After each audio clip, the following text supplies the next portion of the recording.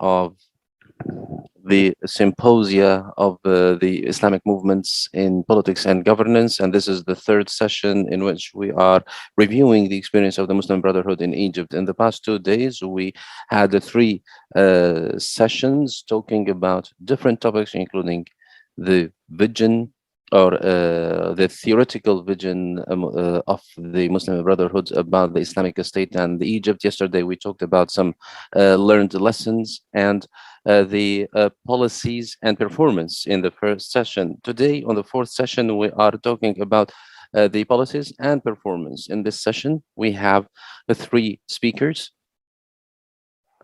They will talk about economics and foreign relations.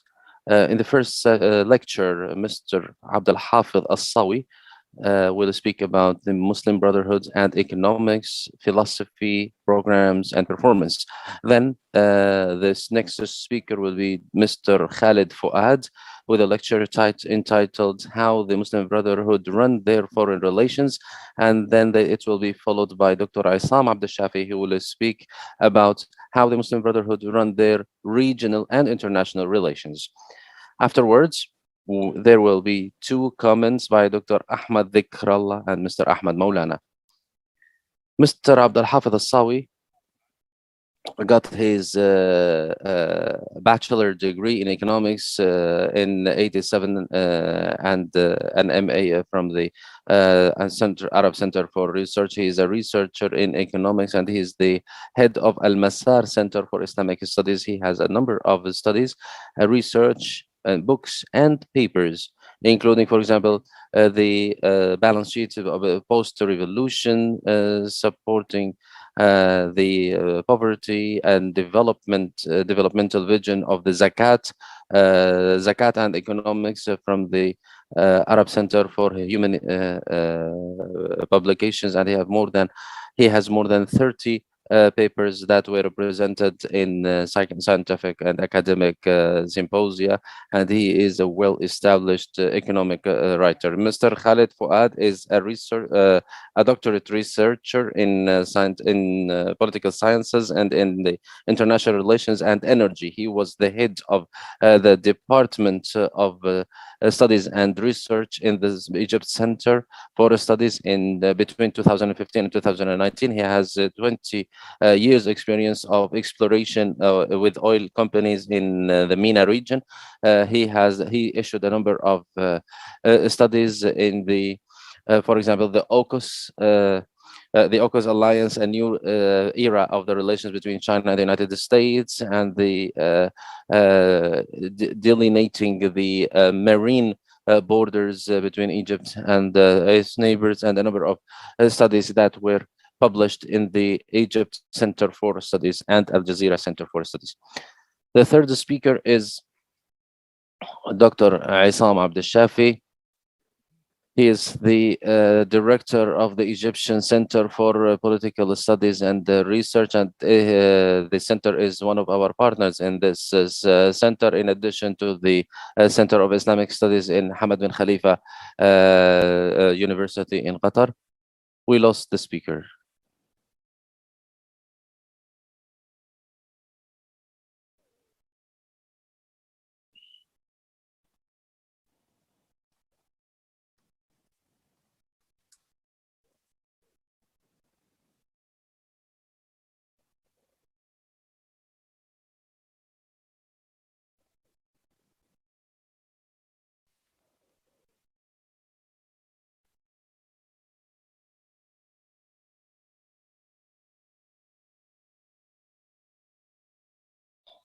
There is no sound from the source, so we're sorry we can't hear the speaker.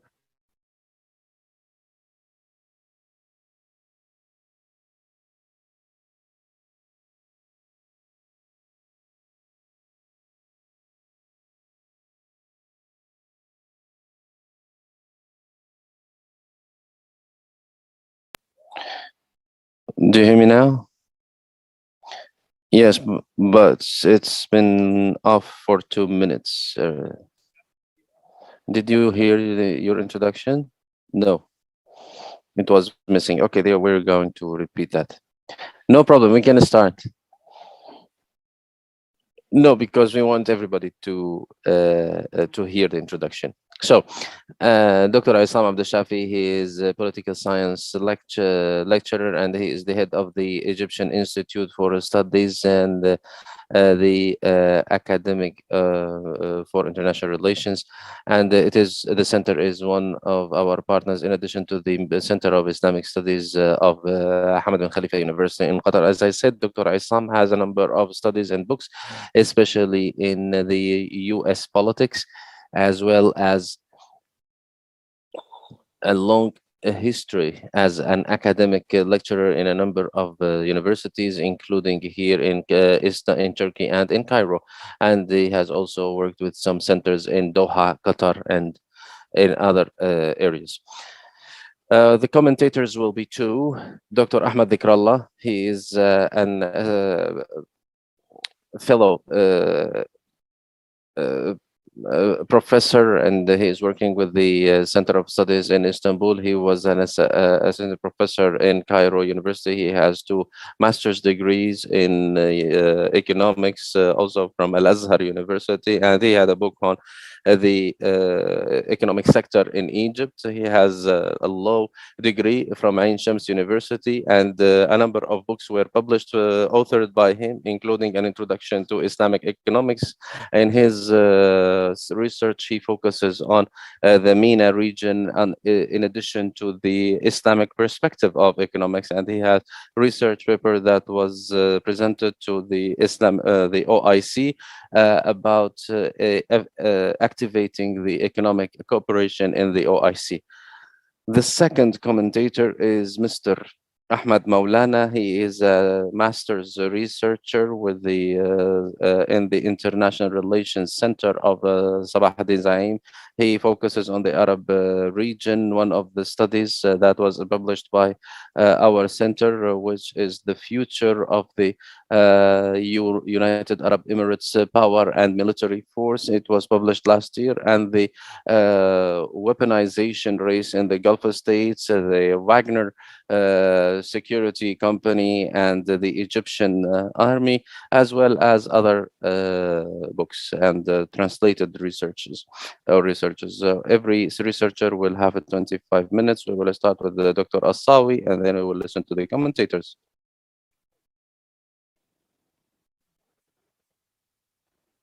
Assalamu alaikum, in the name of God.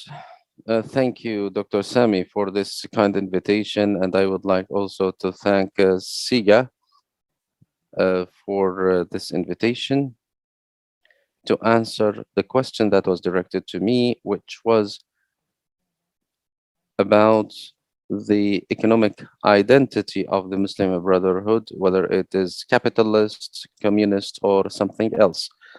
I presented in my paper, or I started with a phrase quoted from from Mr. Hassan al-Banna, may he rest in peace. He was talking about the rising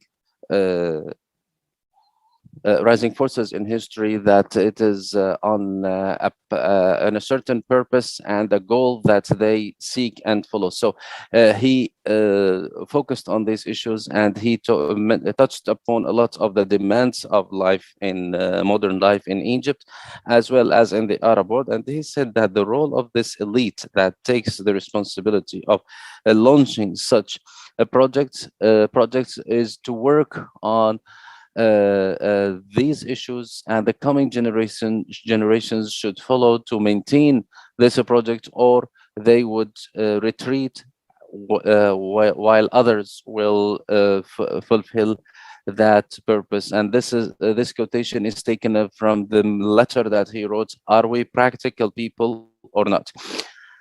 And to answer this question is a renewed question. Such a question is one of the aspects of life in Egypt and the Arab region, especially since the beginning of the 20th century. After the retreat of the Arab and Islamic civilization in life, and most of the Muslim world was under colonization.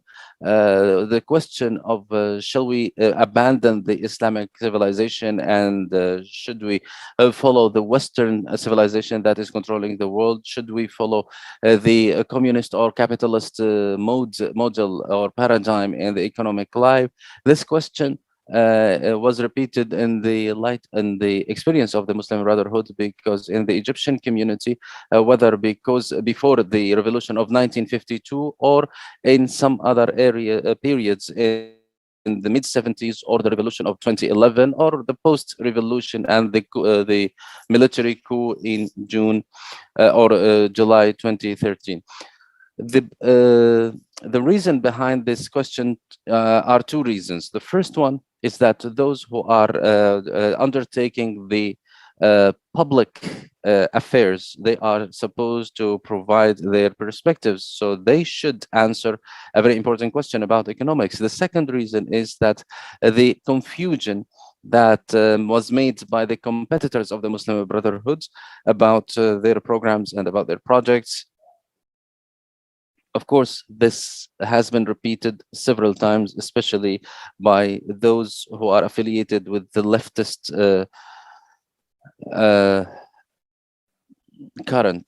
We have a lot of questions, but I'm not going to touch upon all of them. I focus in my introduction about the idea of the Muslim Brotherhood, and that it is based on two key aspects, which is the inclusivity of Islam, the unity of the Muslim Ummah.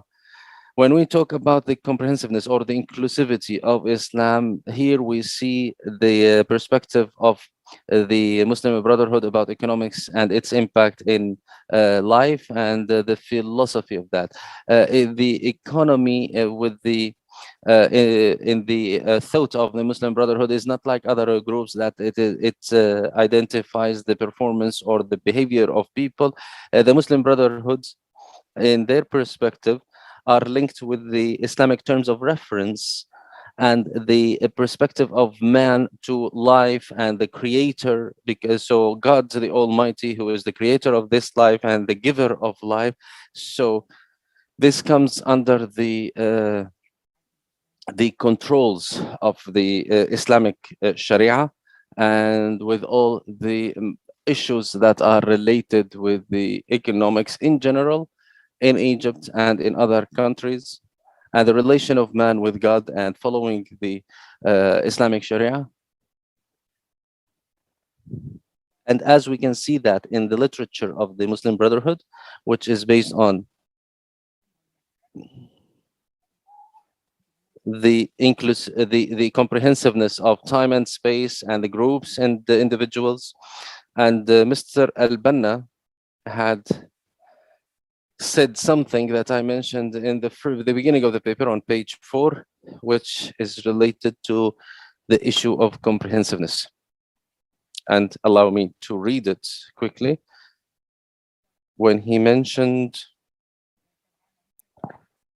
about the internationality, nationality, Bolshevist, peace and war, and the distribution of the wealth and the relation between Muslims and non-Muslims, and what is related to these factors that preoccupy the thinkers of the world. In this regard, we believe that the Islam has got into the core of that issues and put the systems that can allow us to benefit from the advantages of these and avoid the disadvantages of these points. So from the first point that Mr. Al-Banna, that he started with this message was in 1936.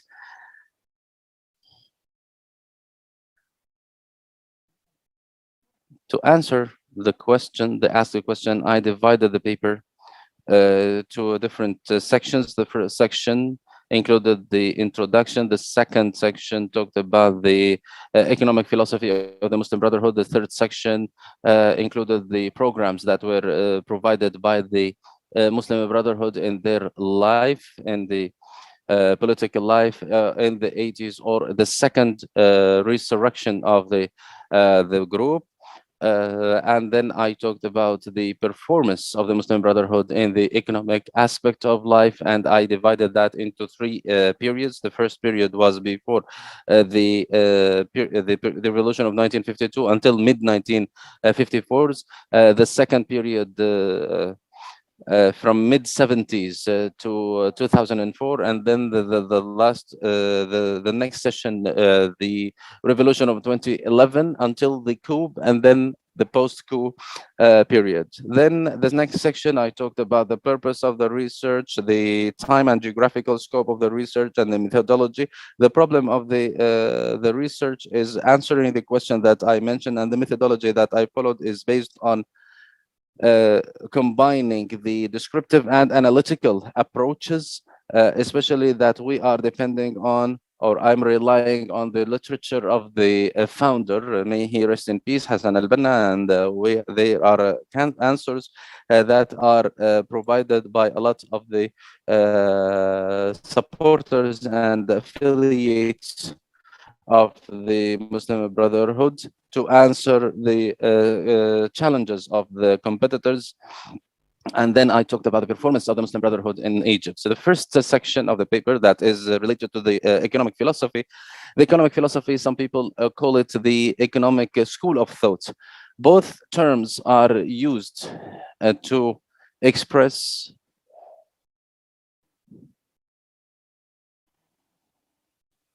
to talk about the economic aspects of any group or states. I talked in my paper that Al-Banna understood the economy or the economics of Egypt at that period, and he described it a little bit to describe the Egyptian economy at the time, and he said that Egypt is wealthy in some aspects, and it is suffering from the foreign extortion or exhaustion of these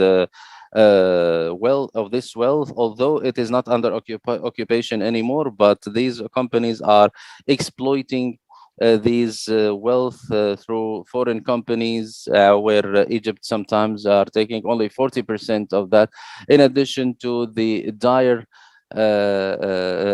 poverty and the very and the high richness of some groups that we can see in the community. And then the issue of the economic confusion, which doesn't represent or doesn't show what kind of economic philosophy do they follow in Egypt, whether it is communist, capitalist, or it is a hybrid one. Some people see that there are similarities in some of the tools that are used by the Muslim groups or Islamic groups, or in the theoretical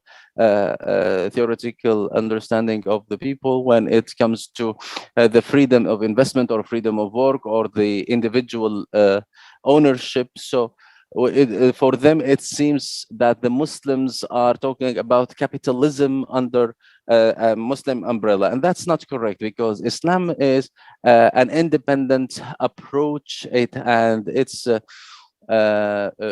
creed terms of reference is completely different in performance and in theory. I have set 12 aspects that represent the approach of Al-Banna and the Muslim Brotherhood in the economy. The first one is the implementation of zakat. And when we speak about zakat, it says that it's one of the duties of the state to collect and distribute the collected zakat. And if the state didn't do that, then individuals should do that by themselves. And he talked how happy he was in 1934 when the Muslim Brotherhood in one of the villages of Al-Daqahliya, maybe it is the Birimbil village, that the Muslim Brotherhood collected the zakat from the rich people and distributed it to the poor people. And this was the core of creating the zakat committees that we see in so many areas in Egypt. The second point in the philosophy is the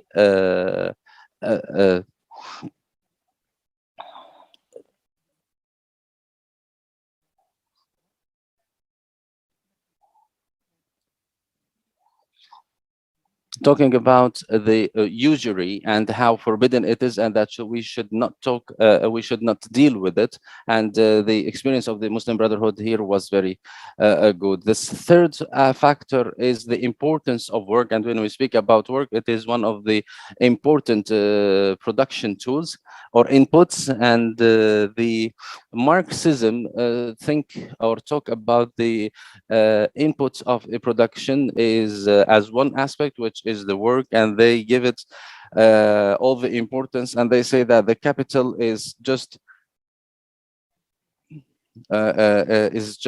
an something that relies or depends on the work of workers, etc. But Al-Banna talked about work as a duty and obligation to anyone who is capable to do it, and he gave examples of the work of the prophets, and as the Almighty says in the Quran, work as Allah and the prophets and the angels will watch your work. So he says that the work is has instructions in Islam, and that the prophet saying says that you have to pay the wage of the worker after his sweat is cold. And the prophet himself was a worker at some point in his life. The fourth point is to talking about the wealth and the money. The money could be cash or in kind.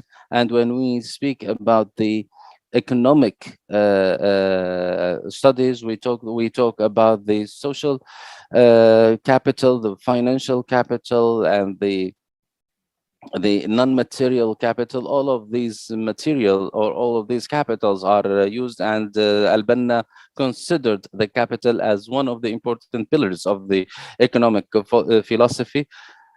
So the Muslim Brotherhood combine the capital and work together as one of the inputs of the production.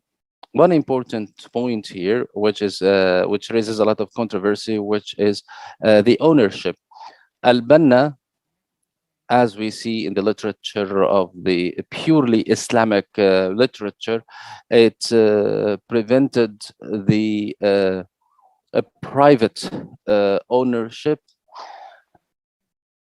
and keeping that. And Hassan al-Banna called to several points or in several times about the role of the state to protect the economic system and the public institutions, whether they are productive institutions or service institutions. And in 1954,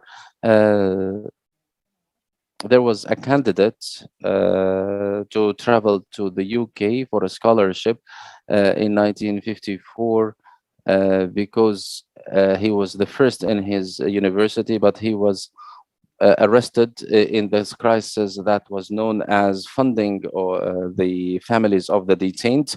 But he has a lot of studies about the Islamic economy and the economic thoughts between the exit strategy and the dilemma. His name was Yusuf Kamal. So Yusuf Kamal says that ownership in Islam has three shapes: the private ownership and the state ownership and public ownership. Public ownership is the one that everybody shares to benefit from. The state ownership is like the public institutions, the facilities that are present, or what is called in the economic literature the private domain.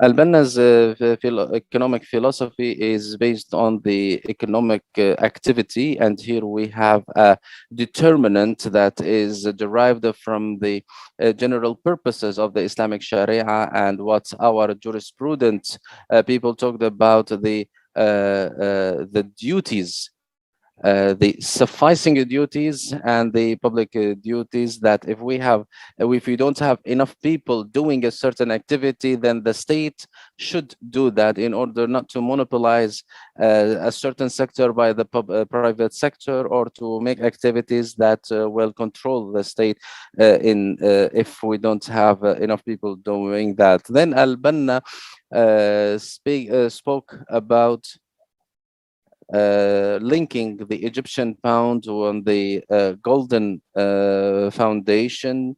And now we in the Muslim world, we all have the problem of linking our currency with the US dollar since 1949. And this problem became more and more when in 1971, and it became more and more when the United States linked or unlinked its currency with the golden foundation, and it said that its currency is trustworthy, and now we are linked with colored pieces of papers that is called money now. So the state, they say, the Muslim Brotherhood say that the state should distribute lands to the people in order to get the feeling of affiliation to the homeland. This is one of the issues that require to be updated all the time according to the time and that we have, and it is linked to what we call the general purposes. And in Islamic jurisprudence, it says that there are the necessities of life, including the basic needs: food, water, transportation, and water, for example, and the protection. Then Al-Banna used to speak about the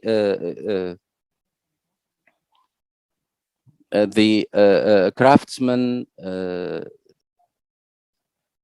farmers, workers, and how they can contribute to life in order to have decent life. The 10th and the last one is related to criminalizing a black market. And the Muslim Brotherhood said in their literature, or from the literature of Al-Banna, talking about saying that all the black economy resources like monopolization, usury, or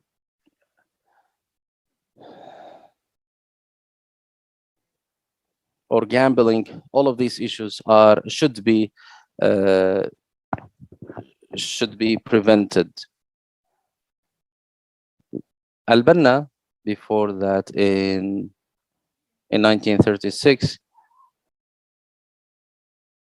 talked about the position of the Muslim Brotherhood about the Islamic or the economic system, and he said that the Muslim Brotherhood welcome any good any good economic system. And this is a loose answer, but there is another answer.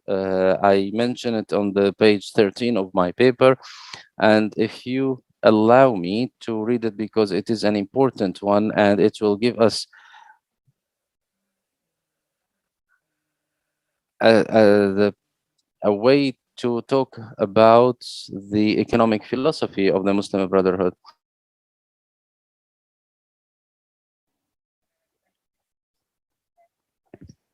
Al-Banna says that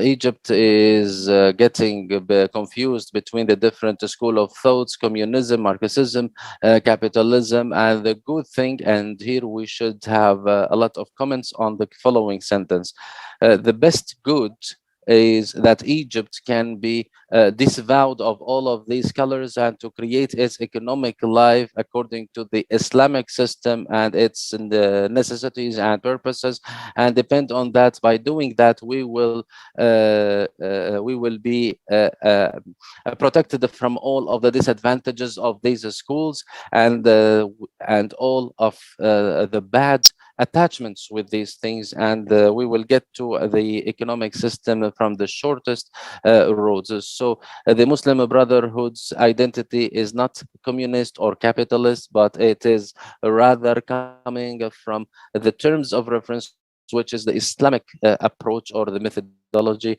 And the Muslim Brotherhood always started from that point in their da'wah and in their public life.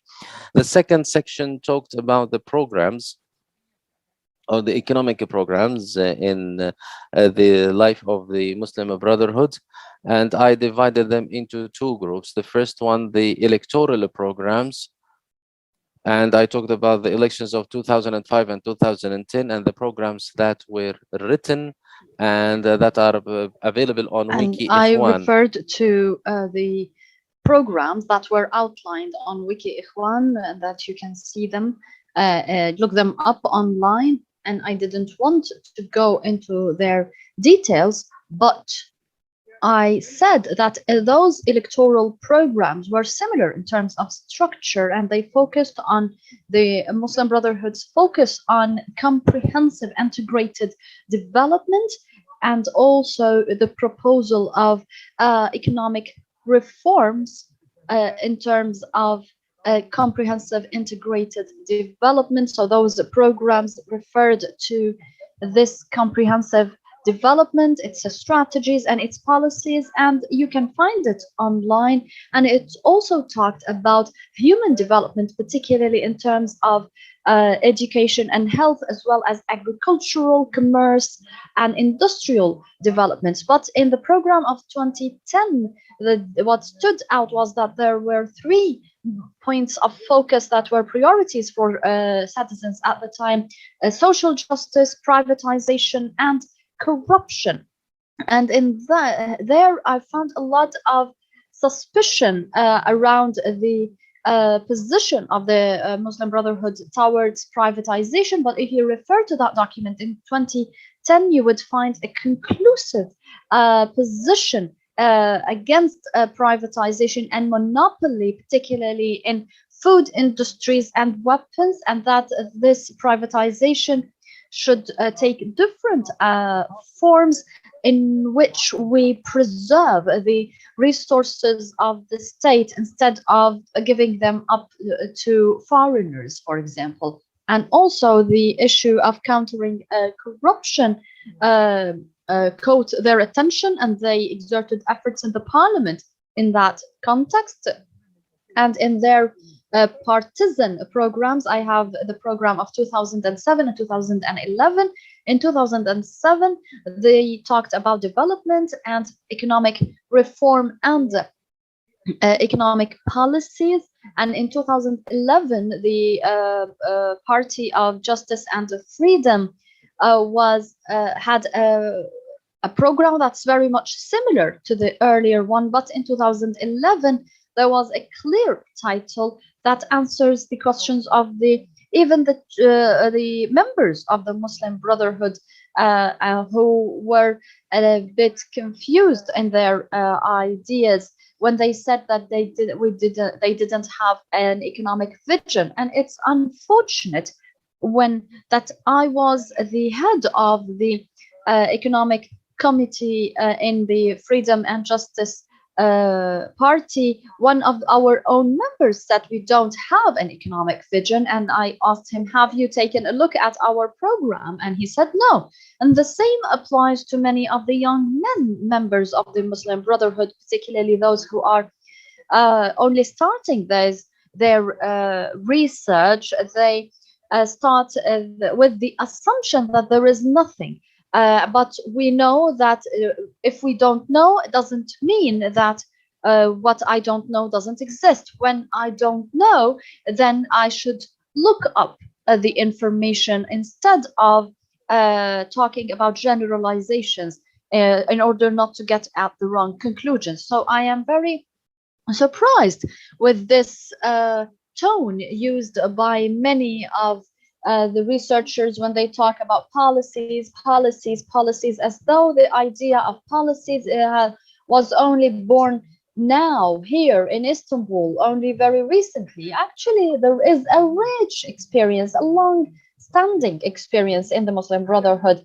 The we had Dr. Abdul Hamid Al Ghazali, who was one of the main figures, uh, scholars, as well as Dr. Abdullah Shahada, who is now in Al Aqrab prison, and he's an economist, a renowned economist who's been being missed on the Egyptian arena. So, in terms of the program, let me go back to the text of that program for the Freedom and Justice Party.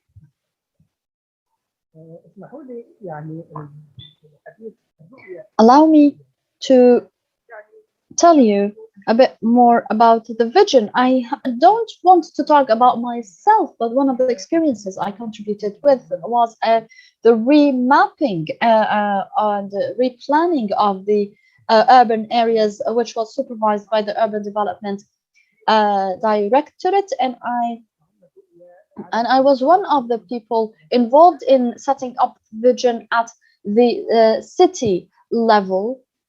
And in terms of our economic vision, I would refer you back to page 16, where it says the following: the party gets its economic vision from the point of reference of the Islamic religion, in which we worship God in the full sense of the word, including all sorts of behavior, including the building of this universe and the providing subsistence to all people on this earth, and Muslim and non-Muslim. And we then outlined our economic vision in 10 major points.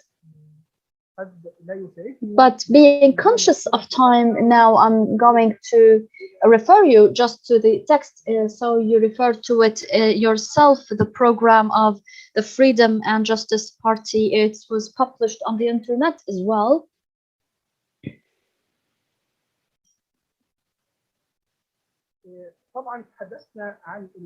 But of course, we talked about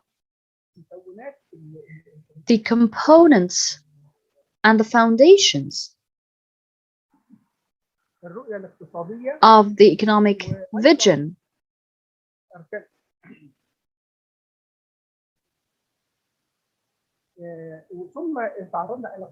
And we talked about policies such as the monetary and financial policy, as well as investment and economic policies. And I have here to highlight an important point that is frequently referred to by some researchers, accusing the Muslim Brotherhood to having been involved in draconian capitalism, in direct foreign investment. And I find here in the program that the most important investment is local investment and local capital, and in that foreign investment is only there to assist in local investment. So the investment environment has to be improved, whether for locals or foreigners alike.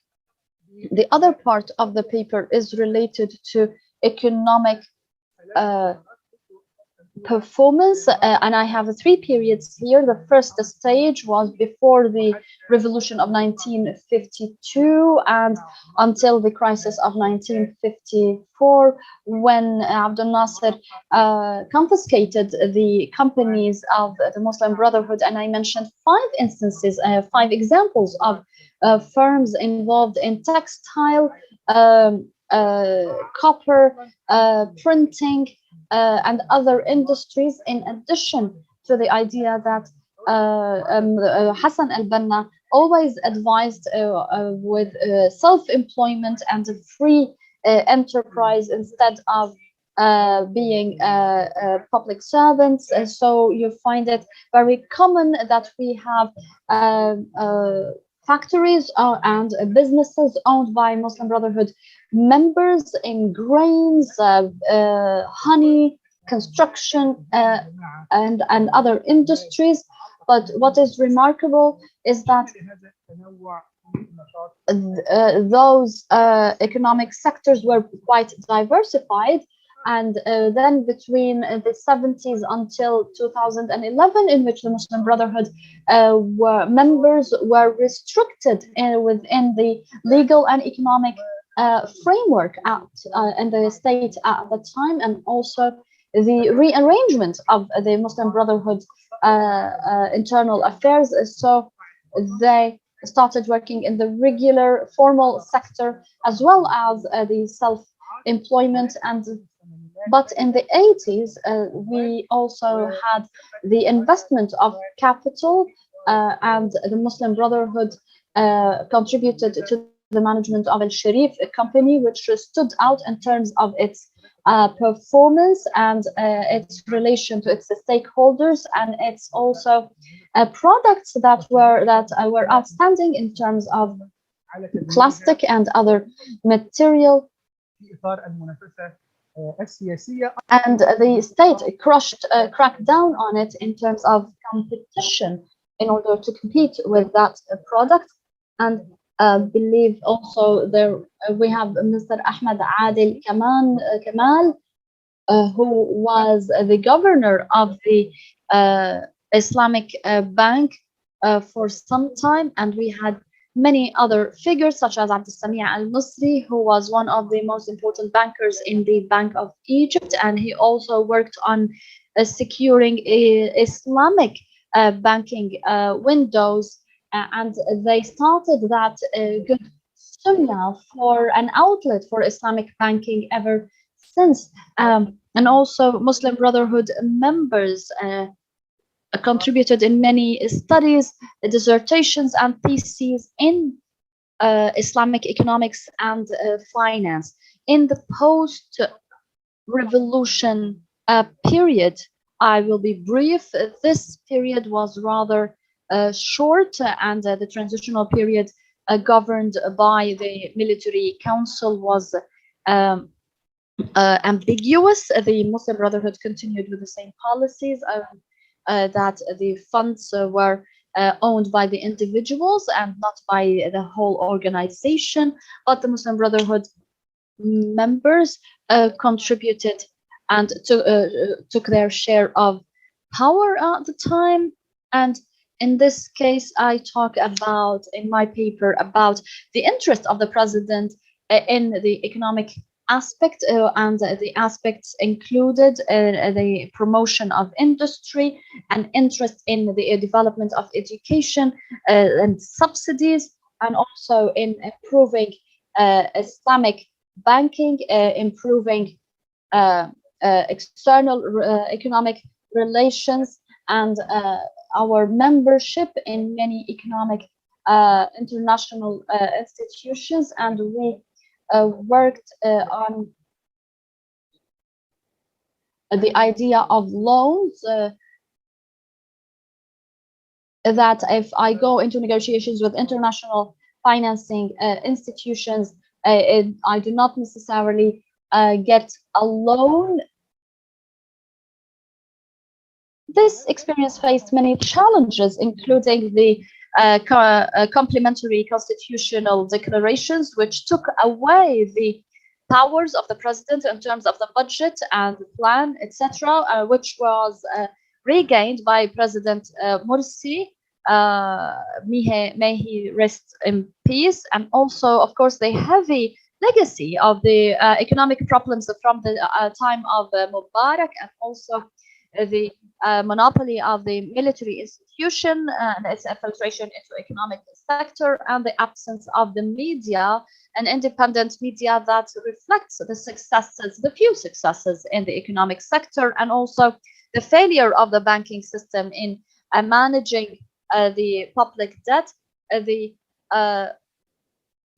disadvantages was delaying some of the commitments and providing certain pledges, such as countering corruption and self-sufficiency, and big slogans that were beyond our power. And of course, this made us the target of antagonism by many multinational corporations. whose interests were threatened, and also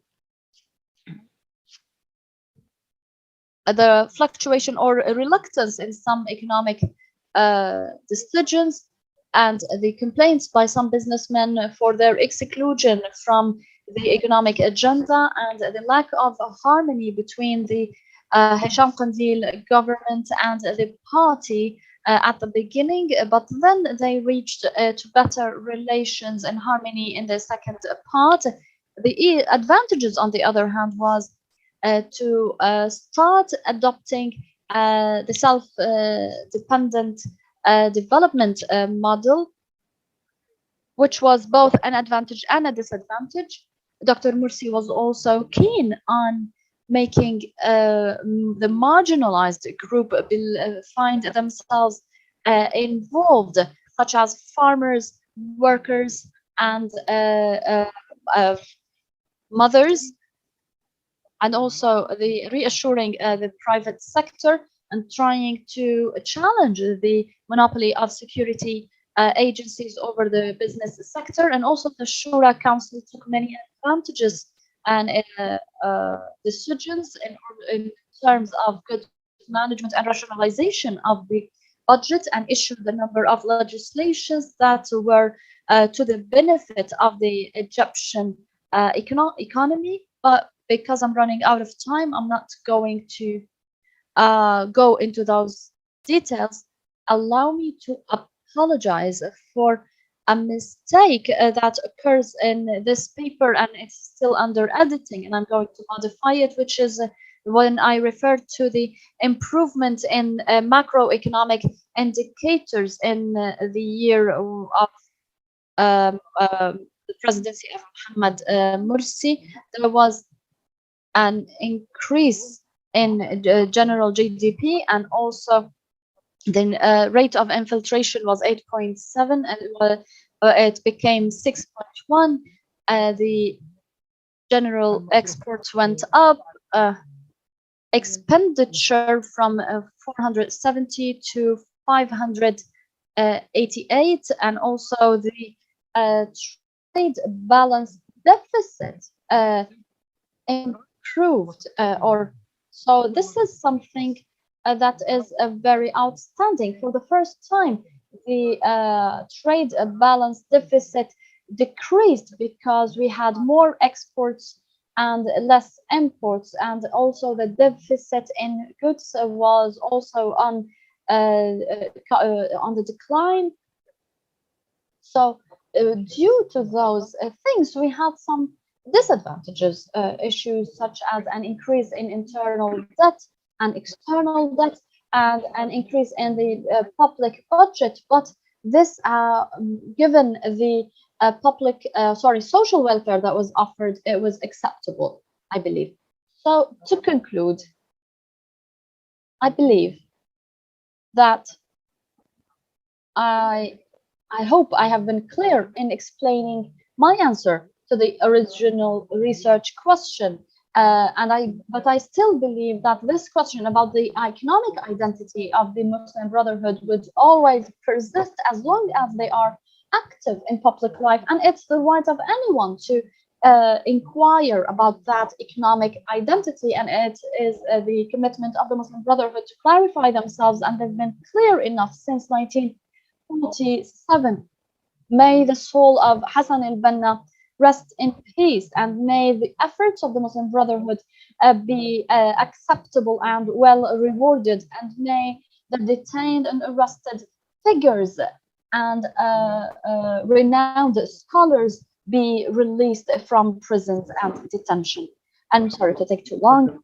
Thank you so much, Dr. Al-Hafiz. He talked about the economic identity of the Muslim Brotherhood. He started talking about the Mr. Hassan al-Banna, and that all rising movements in history give importance to economy, and that this question is an old and new question. Shall we adopt the West socialist or capitalist model? This has always been a persistent question, and whoever undertakes public affairs would have to clarify their ideological, particularly their economic visions, and that many members in the Muslim Brotherhood themselves often ask those questions. Uh, they base their ideology on the prominence of Islam and Islamic unity, and economy is an important feature of society, and that's based from their understanding of the targets and objectives of the Islamic Sharia. And they have their vision of economy since the beginning of the Muslim Brotherhood movement. There was concern and interest in the Muslim Brotherhood, in sorry, the economic vision, and then he read the letter of Hassan al-Banna in 1936, and he said that the economic vision of the Muslim Brotherhood can be seen in different periods. First of all, in 1952, and the second since the mid 70s until the revolution, and the third period would be after the revolution, and we can compare that performance with what happened after 2013. And he talked about the methodology being the descriptive analytical methodology. He said that the economic school or the economic vision for the Muslim Brotherhood was consistent with our based on a deep understanding of the Islam of the Egyptian economy, and that it suffered a lot of exploitation by the foreign powers, particularly in terms of gas and oil, monopolized by foreign multinational corporations. And he said that some people believe that the Muslim Brotherhood adopted capitalism in terms of private property and free enterprise. And but he said that Islam is also based on independent property rights, and he mentioned that the zakah, if it's not done by society, it will be done by the state. They manage well and invest capital, and we defined capital by being anything that represents wealth. And also, we talked about the nature of property. It's private, public, and state property, and also the role of the individuals in the economy. And some things are supposed to be undertaken by the public sector and others by the private sector, and also that money should be based on the gold cover, not finance, and also the just wealth distribution, social justice, and also the proscription, the banning of black economy. And he then mentioned the economic programs and that occurred in the electoral programs in 2005 and 2010, and also the partisan programs in 2007 and 2011. And he said that all of these are available online and also quoted and cited in the paper. But to conclude, he said that the movement based its economic vision on an Islamic view, and he talked about the policies, investment, trade, monetary and financial and economic policies, and that the basic investment was mainly local rather than foreign. And he also divided the period to three eras, from the 50s to the 70s, from the 70s to the revolution, and then after the revolution. And he said that at the end, he mentioned that at the time of Muhammad Morsi, he focused on industry, agriculture, and human development. And then he talked about his philosophy of negotiations with the World Bank. Of course, this experience faced some challenges, including the complementary constitutional declaration, which took away some of the presidential powers, and also the heavy legacy of the Mubarak era and the infiltration of the security and the military institution into much of the economic sector, and also the high expectations from the people, as well as the absence of the appropriate media coverage to explain to the people the heavy legacy, and also the anger of multinational corporations and lack of harmony between the government and the party. But there were some successes, including the self-development, the attitude towards the marginalized groups, and also the limiting or restriction of the impact of security apparatus on economic sectors. And he mentioned some indicators that improved during the Muslim Brotherhood rule. And he concluded by saying that inquiring about the vision, the economic vision of the Muslim Brotherhood is the right for all people, and they should be open about it. But because this one paper is about the economic affairs, and then we will move to something else. So I will ask our commentator, Dr. Ahmed, to come forward to comment on this right away.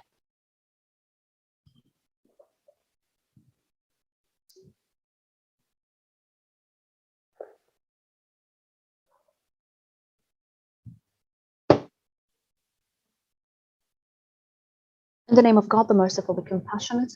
Assalamu alaikum wa rahmatullah. Peace be upon you. I thank Dr. Sami and the SIGA Center for this kind invitation. And how can I actually comment on Mr. Hafiz, who's my teacher? But I have a few quick remarks. The main question that he tackled is whether we have an economic identity or not. It's clear that the answer is very clear. The identity is there, but the problems posed around it are related to the an issue with the Islamic finance or economics itself, not with the attitude of the Muslim Brotherhood. So there are many questions about the similarities and differences between Islamic economics and capitalism and socialism in terms of school of thought, in terms of components, in terms of implications. But I stopped at a point you mentioned that this question, that this question is posed by the members of the Muslim Brotherhood itself, and while you also mentioned that it is posed by the political rivals. So I believe that a clarity of vision, even for those who are specialized in Islamic economics, does not mean that they should not explain it to the members and also even to the elite of your own group. So you mentioned that you had this minister or part of your elite figures who didn't realize you had a vision. So the existence of a vision and the clarity of that vision is not really enough. You had to explain it to your own people as well as to the public. It's clear that this vision was based on Islamic economics from the literature of Hassan al-Banna, may he rest in peace. So what we can examine is not really the school of thought, because it's clear, and the differences between it and between other school of thoughts is different, but the practical terms are what could be discussed, because at the end of the day, this thought has to be translated into practical programs, and they have to be translated into steps. We can say that they were translated during the Morsi presidency in that very short era, and I agree absolutely with the challenges you mentioned that the Muslim Brotherhood faced during that period, but we have to pinpoint certain important issues, whether in the programs or in the practical implementation during the Morsi presidency. In terms of the program, of course, the program which was explained on page 16 is a comprehensive, absolutely wonderful program that covers all developmental and organizational aspects. And I believe that this program continues to be valid until now because it covers all aspects of economic life. But when you read the details of that program, you feel that there is a sort of fissure or a divorce between the Islamic vision and that program. It seems that this program was addressed and written professionally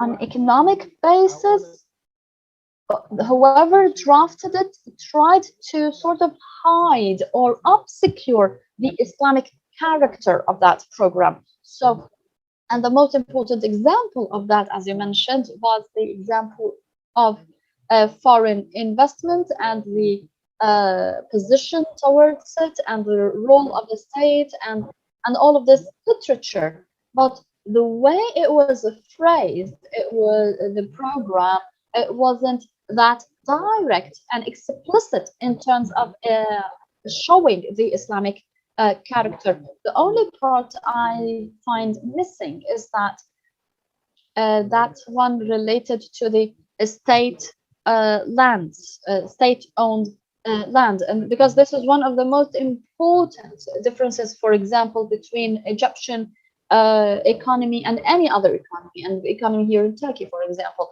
And the program mentioned that the monopoly of the military institution on state-owned property or state-owned land is a stumbling block against development. I didn't find that mentioned in this program. Another issue, when we talk about developing countries that depend on exporting crude or raw materials and importing manufactured materials. So I would have expected that this program would include a condition on imports that raw materials can no longer be imported as is, but have to include an added value that is to be accumulated, and that should increase with time. And also, those periods you talked about and the challenges between the 50s and the 70s and 2011 all were stumbling blocks for the economic projects, and no one can deny the role of the Muslim Brotherhood in the researches in Islamic economics or in starting Islamic banking and promoting Islamic banking. But what we can say is that there is no comprehensive research undertaking or project on Islamic banking, but the efforts, as far as I could tell, were more or less individual, scattered efforts that are not connected with the same within the same project. So we can call them as individual fragmented efforts. The final part in relation to the presidency of President Morsi, and of course, given the context, the lack of complete control, the short period of time, the rivals, etc. But if we look at the main issues that the presidency tried to tackle at the time, and I will be brief about this. For example, the president was able to improve the salaries of university professors and imams, and improving the education budget. But in terms of education, for example, we had an important point missing, which is addressing the issue of education, not only in financial terms, because the problem was also the lack of multimodal education. There was no clear policy in that regard, or probably I'm not aware that there were any. I'm sorry, I can't hear the speaker. I'm not talking about the vision. I'm talking about the performance on the ground. So in terms of the performance in practice, I don't believe there was even a general philosophy that, for example, international schools in Egypt, they don't study the Egyptian history. They don't study they study American history or something. So there was nothing to, for example, make it compulsory to study Islamic history or to study Arabic etc., or to ban other subjects. So those were lacking in the education policy, for example. And also when you talk about the industrial development, all the examples were related to the visits of the president to the iron factory and others. And also, of course, those were unprecedented step by President Morsi, but I did never notice that these were part of an overall policy for the development of industry. And also the focus on wheat. Of course, now we have a food and nutrition gap in Egypt, and it's a chronic structural issue to do with the lands, with water resources, etc. However, the focus was only on wheat, and the improvement of production was clear, and there was an and to focus on quality imports, and this development happened in a rather short time. However, the strategy for the agricultural sector was a little blurry or absent.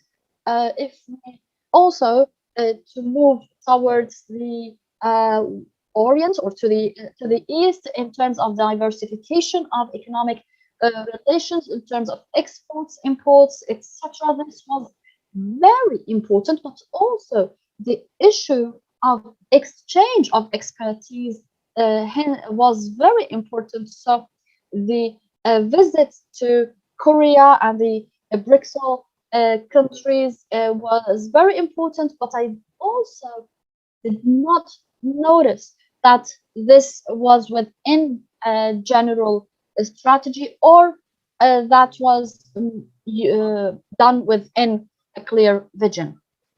So, of course, everything else you mentioned in terms of interest in the Islamic banking and also the work in the Suez Canal, etc. And there's something very important to notice here, that economic work was undertaken in the absence of a parliament, but actually the economic policy should be based on legislations.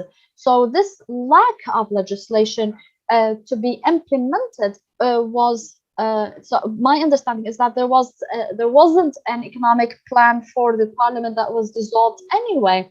So even if such a plan existed, uh, it wasn't possible to implement it on the ground. In terms of interest in Islamic banking, there was no proposal to, for example, amend the legislation or the law of the central bank or other laws related to Islamic banking. I believe this would have been very important. So it's not. This is important not only to look at the tools. My interest should have been, I believe, from my point of view, in the main frame, so to speak, in the structure, which is the amendment of the legislative framework for the banking system. I will stop here. Thank you so much.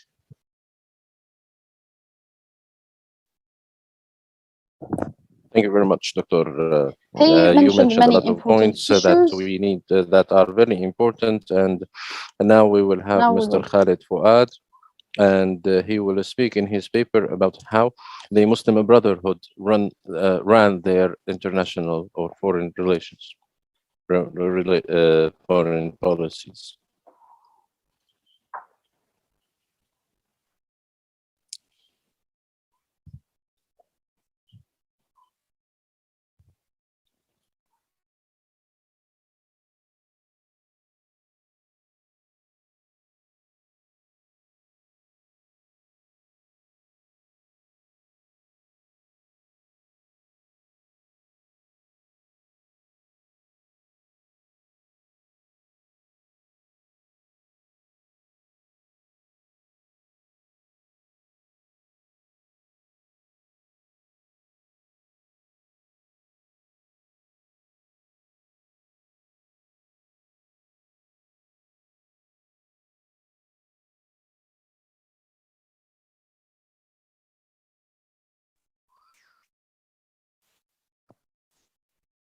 In the name of God, first I would like to thank Dr. Sami and Siga and other center, centers organizing this work, and the teamwork that worked in the coordination and logistics have done a great job. But I hope that we will be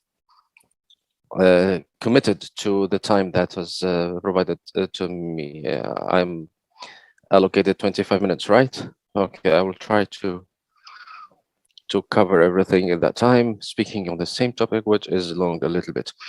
The title of the work is How the Muslim Brotherhood Group Ran Their Foreign Relations. The paper came under an wider project. We started the project with the purpose to evaluate the performance of social political groups in Egypt, and we started with the Muslim Brotherhood. We started with them, and we had addressed four aspects in this a program that we thought that it didn't wasn't weren't focused on in the past research, which was about the ideology or the foundational ideas, the social relations, foreign relations, and governance. Then this paper came and in the framework of this project to answer a main question, which was how the Muslim Brotherhood ran and are running their perspectives and their foreign relations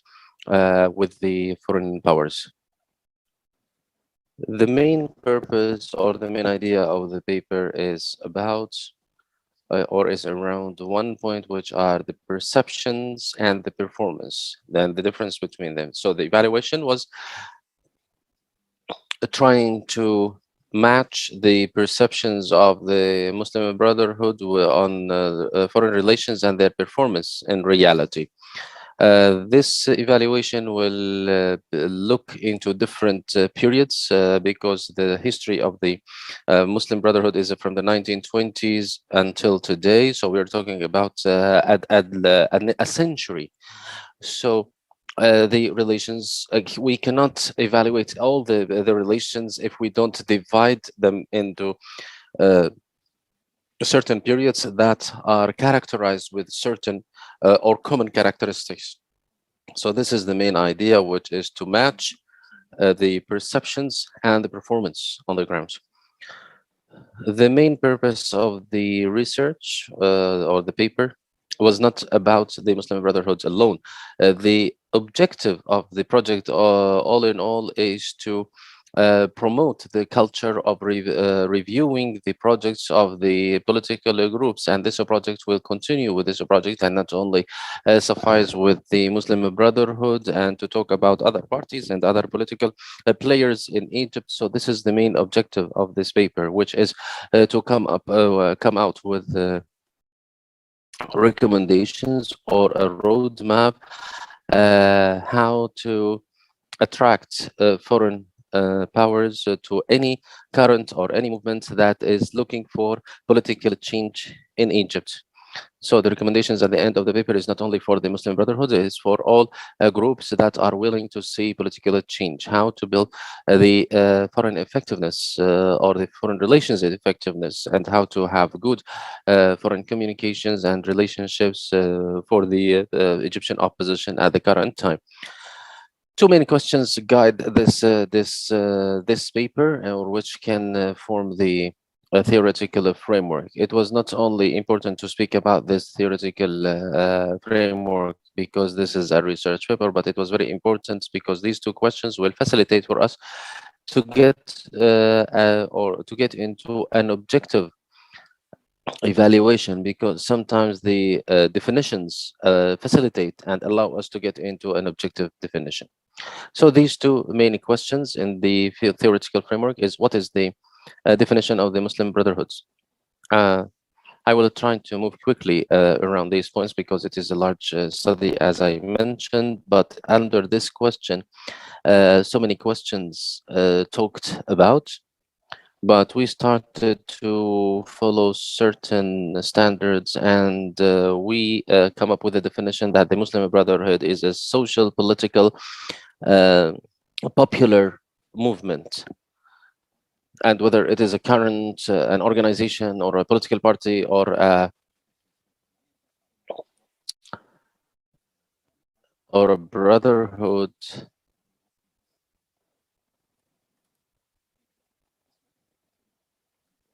So that is the question. So if it is a political social group, so what is the position of social political groups or the non-state actors? So what is their importance in the foreign relations, or what is their role in the foreign relations?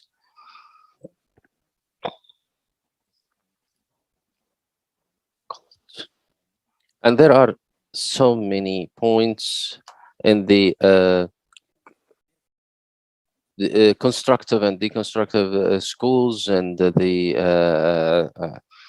and other schools in the research. I believe that there will be a shortcoming in the descriptive analytical approach to explain the relations of those movements, social political movements, with the international powers. So it will be missing. So we depended on some of the concepts that are in the descriptive analytical approach and in other studies in order to get some aspects, in order to see that there is an objective evaluation. For example, the ability of movements to change in the trends or the policies of the countries. So this will be a sign or an index or an indicator of their effectiveness. Or for example, when they have cross-border networks or across nationalities networks, so this will be an index or an indicator on their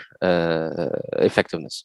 These are the metrics that we depended on. So I said that we are talking about different periods and time, and each period it included a lot of events, but we tried to take the general characteristics of each period and to speak about the perception of the Muslim Brotherhood in their international communications and international relations, and how they practice that in reality on the ground.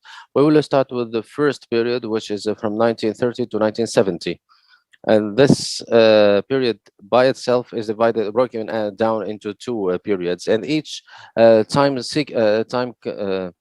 context is trying to brings us closer to the general evaluation of this context. And here we have major events and preliminary perceptions. This is the first period, or the beginning of the 20th century until 1952.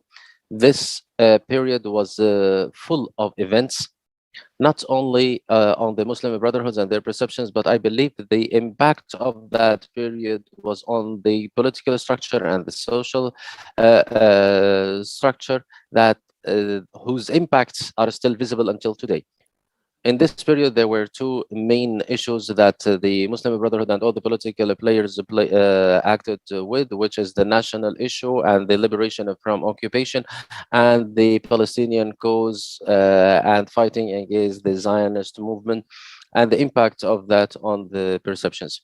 In that period, there were two characteristics or two pillars on which the Muslim Brotherhood relied to in their foreign relations. We can say that these two pillars were the main characteristics of the Islamic work. The first one is the Islamic Brotherhood, and the second one is the Islamic Creed. In the Islamic Brotherhood, it shows the from the title the relation with the within the Ummah.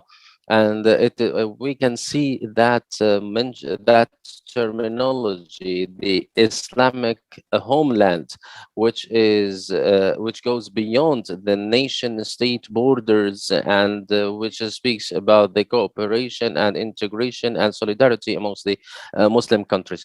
The second one is the jihad creed concept, and we can see the terms that are talking about that, the complete liberation from any foreign control. And this is visible in the literature of the Muslim Brotherhood. Of course, all of the Muslim and Arab countries were suffering from foreign occupation and colonization, so it was very normal that they will focus on the liberation from that control. And even in 1944, there was the Department for the Communication with the Muslim countries, and that was new because they were trying to communicate with the national liberation forces in the Muslim world. So that was part part of building the relations with the external relations with other forces.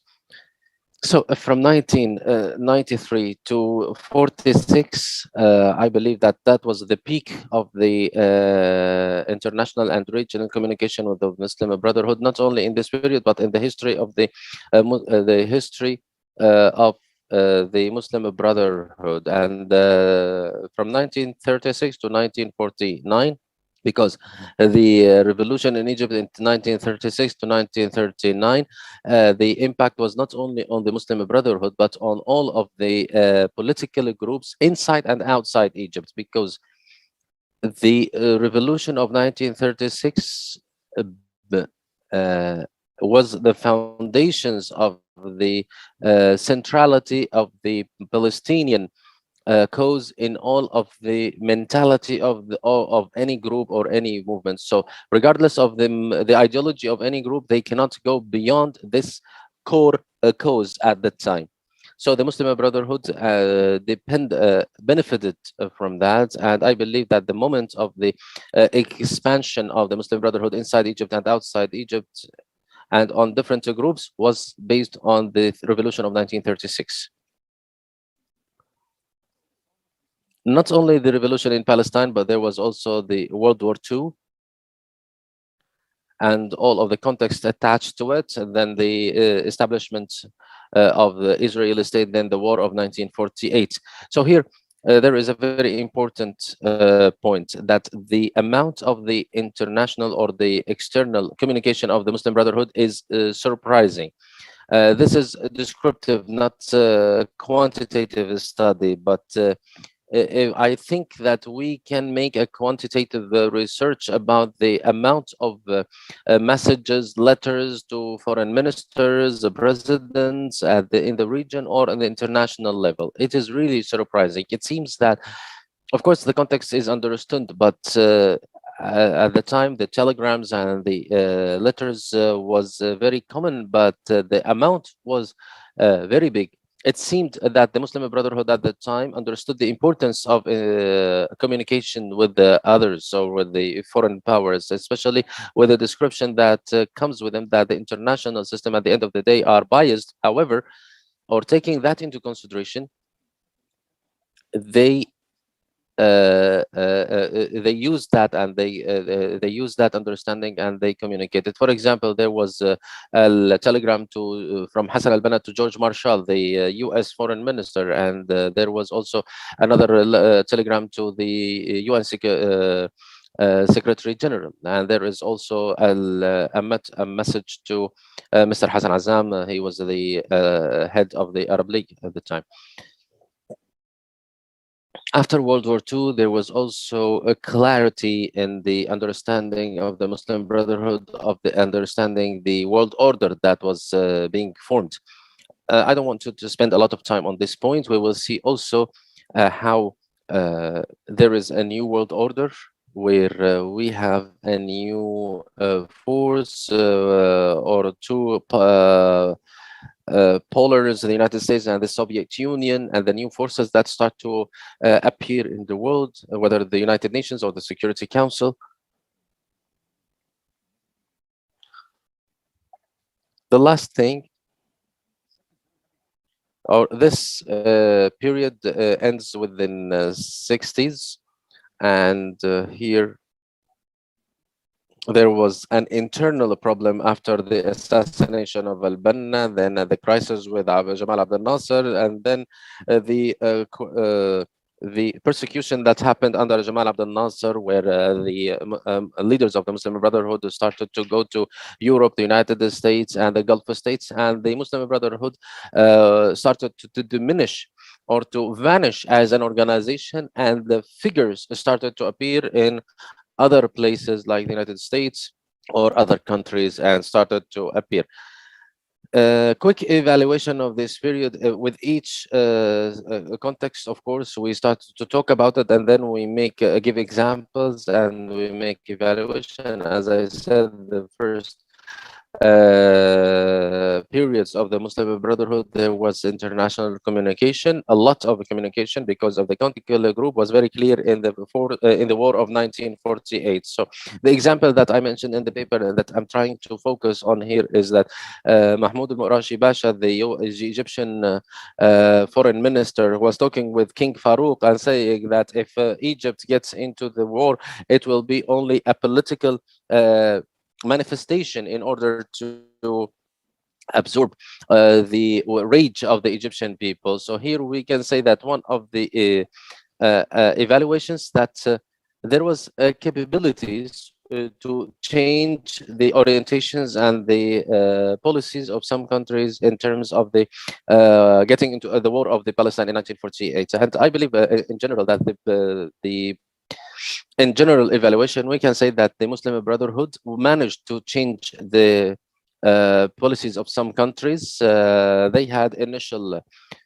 perceptions, and these developed according to the development of incidents. These perceptions and the performances, of course, are under the umbrella of the Islamic practices and the Islamic understanding. Then the next period is of 1970s to the 1990, and this was the title is cross-border networks and limited or constrained internal work. Of course, here we have the relapse of 1967, the end of the Arab nationalistic approach, and looking for a new dream or a new hope for the people.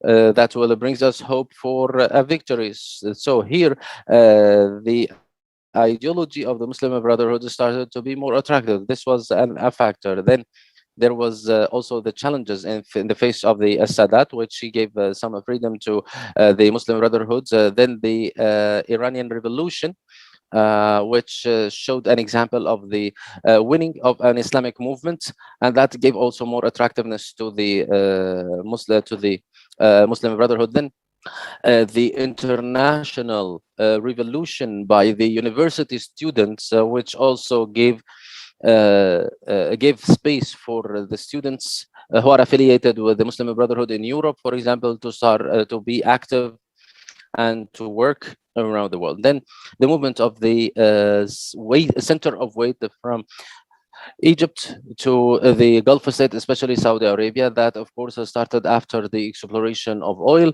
So the center of weight started to be in the Saudi Arabia, and in Saudi Arabia there were members of the Muslim Brotherhood. All of that allowed the Muslim Brotherhood to go back to the landscape and to be present. Although this period witnessed a return of the Muslim Brotherhood, but there was a huge interest in the internal affairs.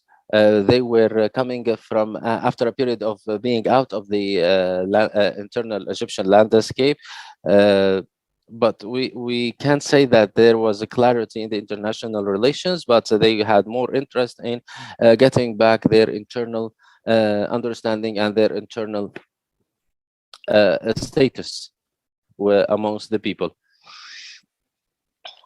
We can say here also that the international and regional powers used to control also the relation with the Muslim Brotherhood or influence that relation. For example, regional powers are the ones that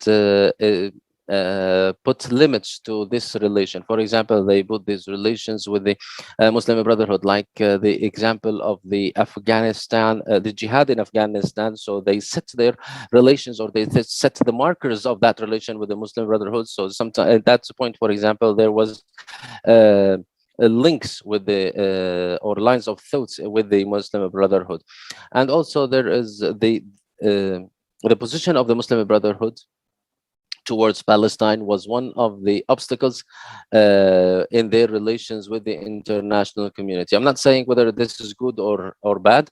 I am saying, or I'm trying to analyze the reality that this position was one of the obstacles of dealing with Europe or the United States. One of the evaluations here also is that the The Muslim Brotherhood had international networks, but in the 70s and 80s, they were cross-border networks because of the students who were studying in Europe and the United States. But their effectiveness were limited for several reasons. First, although they were in their beginnings and they were dependent on the members of the Muslim Brotherhood, that later on they became independent and they had more concerns about the challenges that they face in Europe and the United States in their communities. And the other point is that the Muslim Brotherhood who were there and received knowledge about international communication and with dealing with the foreigners, not all of them went back. Well, the majority of them remained outside, and some of them came back. And those who came back, it was very difficult for them to be part of the active work of the Muslim Brotherhood, because the structure of the Muslim Brotherhood, it will be very difficult for those who were outside Egypt to be inside Egypt and working actively as members of the of the Brotherhood.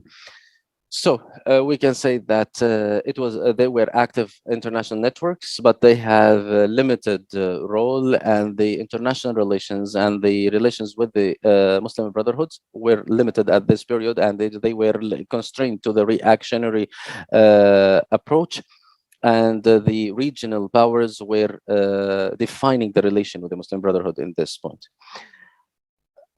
I'm trying to keep track of time. So the third period, which is from the 1990 to 2010, before the revolution, and I am calling it a vision in an inappropriate period. In the 90s, the Muslim Brotherhood started to have weight locally. They started to have representation in local elections, and they were hoping to have regional and international relations, and that started to appear after the uh, invasion of Iraq to Kuwait, and we started to see the Muslim Brotherhood trying to act in settlements or in some solutions or some agreements. But at that point, the Muslim Brotherhood appeared as if they have regional activity, but the invasion of Iraq to Kuwait was the beginning of the collapse of the relation of Muslim Brotherhood with other countries, because a lot of the Muslim Brotherhood and other groups, for example, rejected the intervention of the United States in this issue, but so many Gulf states, they were pro American intervention in this issue, and that was the beginning of the tension between those countries and the Muslim Brotherhood, which continues until today. The collapse of the communism and the appearance of the Islamic threat. So here we started to see that the the world, or the Europe or the United States, after the collapse of communism and after the the 9/11 events, they started to draw attention or on the Islamic threat. They wanted a new threat to focus on after the collapse of the Soviet Union. So these groups started to be under a lot of pressure. So at that point, they had local weight, but this local weight couldn't develop to become regional or international weight because of this inappropriate context that I am saying, and the difficulties at the international scene. In 2005, the Muslim Brotherhood made an initiative to redefine the Muslim Brotherhood, and there were two objectives for this initiative in 2005. The first one was that the Muslim Brotherhood wants to appear in before the world that it is practicing politics through the democratic means. So it was explaining itself, and how and that the Egyptian regime is dealing with them in and how the regime was crushing them. In the Guardian, there was an article that was very well known for engineer Khaled al-Shater, and it was the beginning of founding the Islam Ikhwan website, that which was a channel for communication with the international community. Then the Muslim Brotherhood appeared, or during the crisis of in the invasion of Iraq to Kuwait, they were unable to change the policies of either party, and this crisis was huge, but so they were unable to change any of the relations, and actually they had a larger problem with the Kuwait and all of the Gulf. In the beginning of the Islamic Revolution, there with Iran, they were enthusiastic to make relations with Iran, but they were afraid that these relations will make tensions with the Gulf states, especially in the 80s, and especially that the money that was coming from Gulf was very influential, so they had some constraints to their relations with Iran. Then there was a very clear period after, before the revolution. The head of the group, or the Muslim Brotherhood, and in the families, which is the core uh, of the Muslim Brotherhood, there was an excess of da'wah activity, and we started to see a boom in that, but in the da'wah aspect. But there was disengagement with politics, and at the same time, when we talk about the political mindset, which is the mind that is making decisions within the Muslim Brotherhood, it was a limited a group which was in the were active in the 70s, and those who are in line with the spiritual guidance of the founder. There were other groups in Egypt that got experience from working with other groups, but there was a distance between these youth groups who worked with other groups and the main mindset of the Muslim Brotherhood. So, and there was a gap between the culture that is in the group and the political culture of the Muslim Brotherhood at the time. We can say that because of the security pressure, there was a huge security pressure, and they were going under detention all of the time. And the group became introvert a little bit, and it was very difficult for it to communicate with the international community or at the regional level. The Muslim Brotherhood, for example, wanted to refute all the time that they have any communication with the U.S. embassy, apart from any communication they make through the Egyptian state. This is strange a little bit, especially that they were under pressure. So how the government will allow you to communicate with the American embassy, for example? These are red lines, but that's how the Muslim Brotherhood used to do that. So usually the foreign communication is put as something very critical, and it is employed by foreign forces.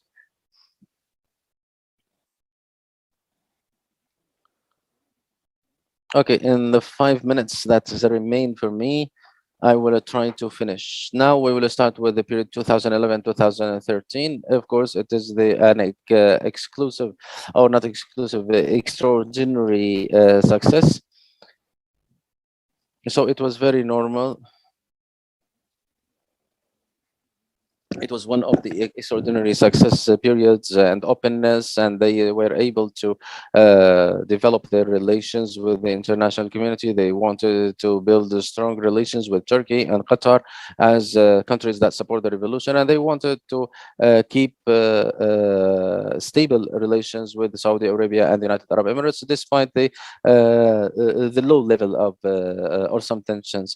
And of course, it is normal that the Muslim Brotherhood will be in line with the people who were against the presidency, the Egyptian presidency before the revolution. So they were also the strategy of of the East orientation, or trying to seek the Orient, and also they tried to make relations with the Latin American countries, and that was clear in the initiative of Mohamed Morsi to solve the Syrian crisis through the countries, the Arab countries that are pro-revolution.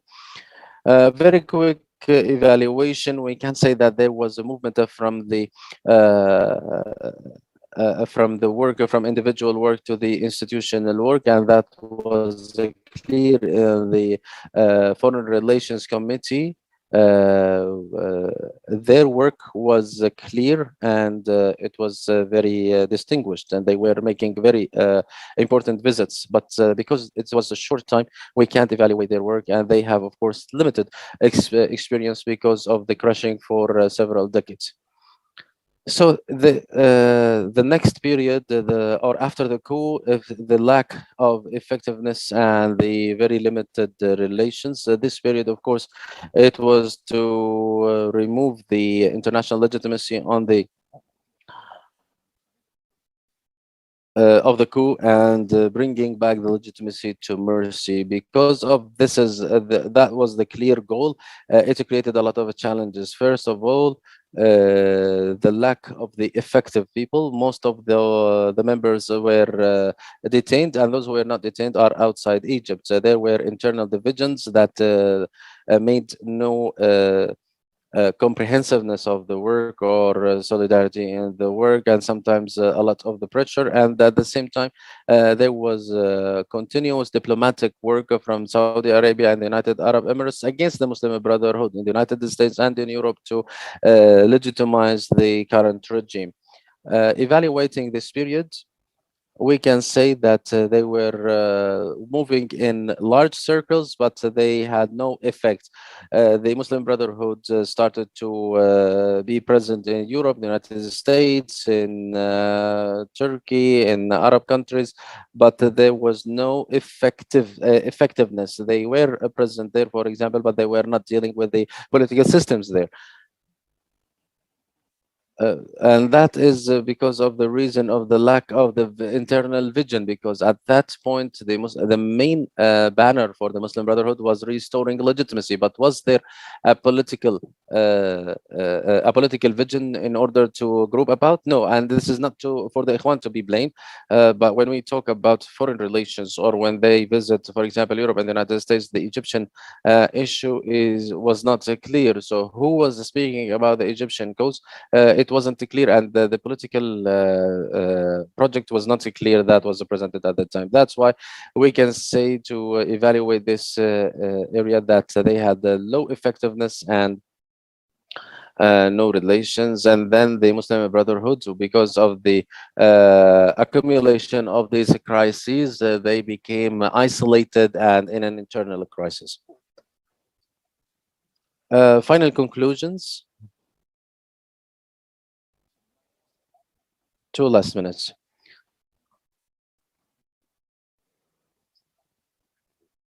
So I will come up with 3, 4 conclusions, but I'm not going to mention them. I'm going to mention the recommendations, which I mean, which as I said, it will be the roadmap for any group in the opposition to create any momentum in the international world. There are 7 points, which first of all, to eliminate the differences, internal differences, which means that the main or the foundational ideas should be reviewed, because it is the main machine that creates the perception towards international organization. Number 2, to have the solid internal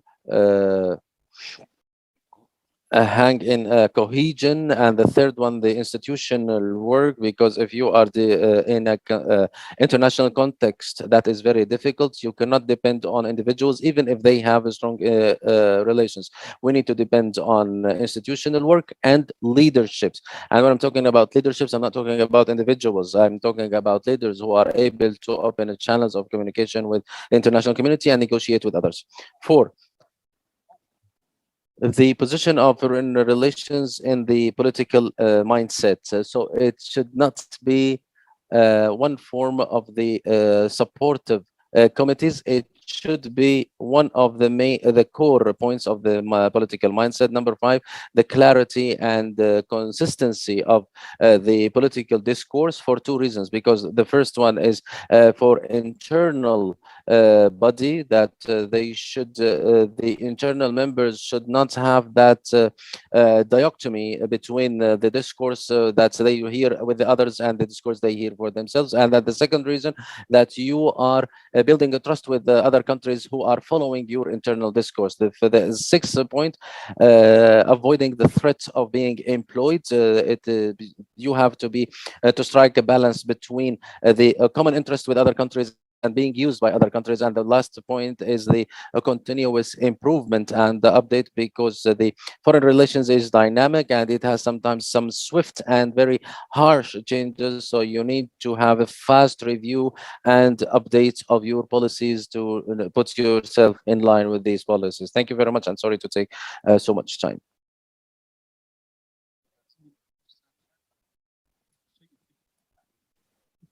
Thank you so much, Mr. Khalid, for this very interesting presentation. I wanted to listen to more. He talked about the external foreign relations of the Muslim Brotherhood.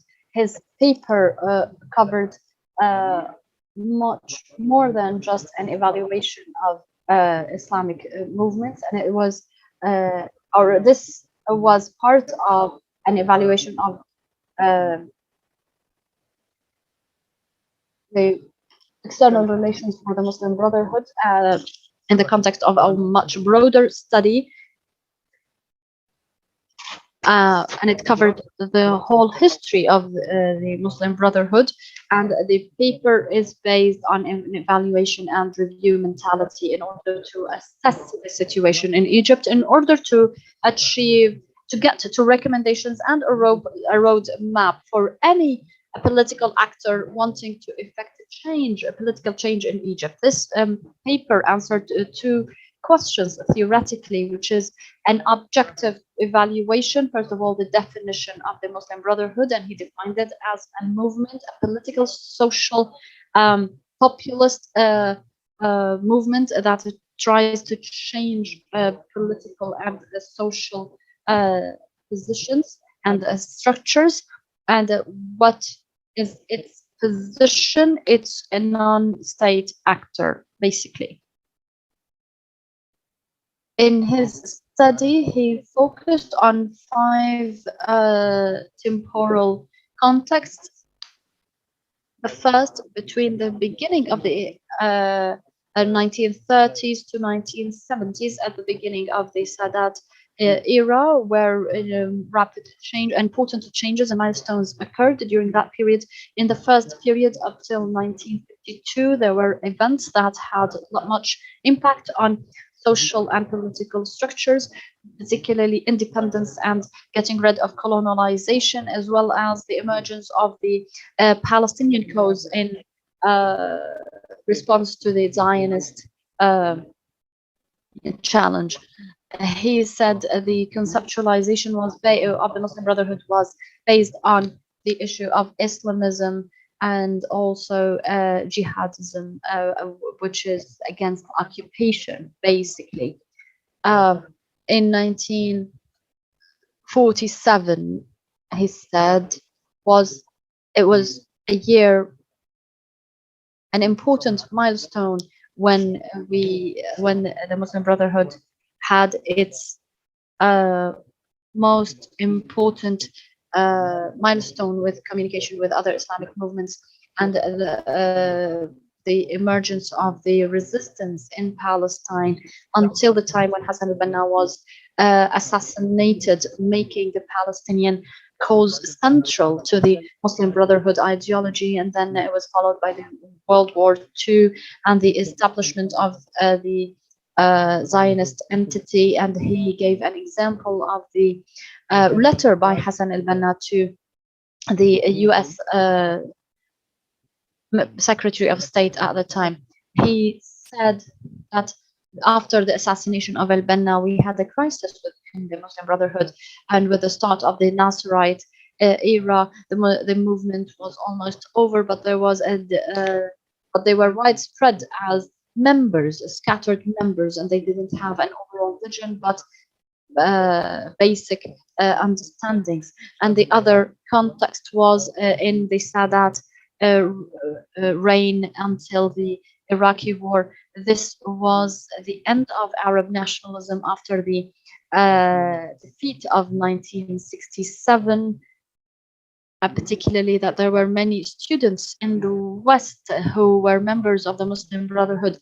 So during this time, we had the emergence of the and the success of the Islamic Revolution in Iran, and there was also the peace accord which was opposed by the Egyptian people, as well as the young youth revolution in the Egyptian universities, and also the release of prisoners from Muslim Brotherhood in the mid 70s.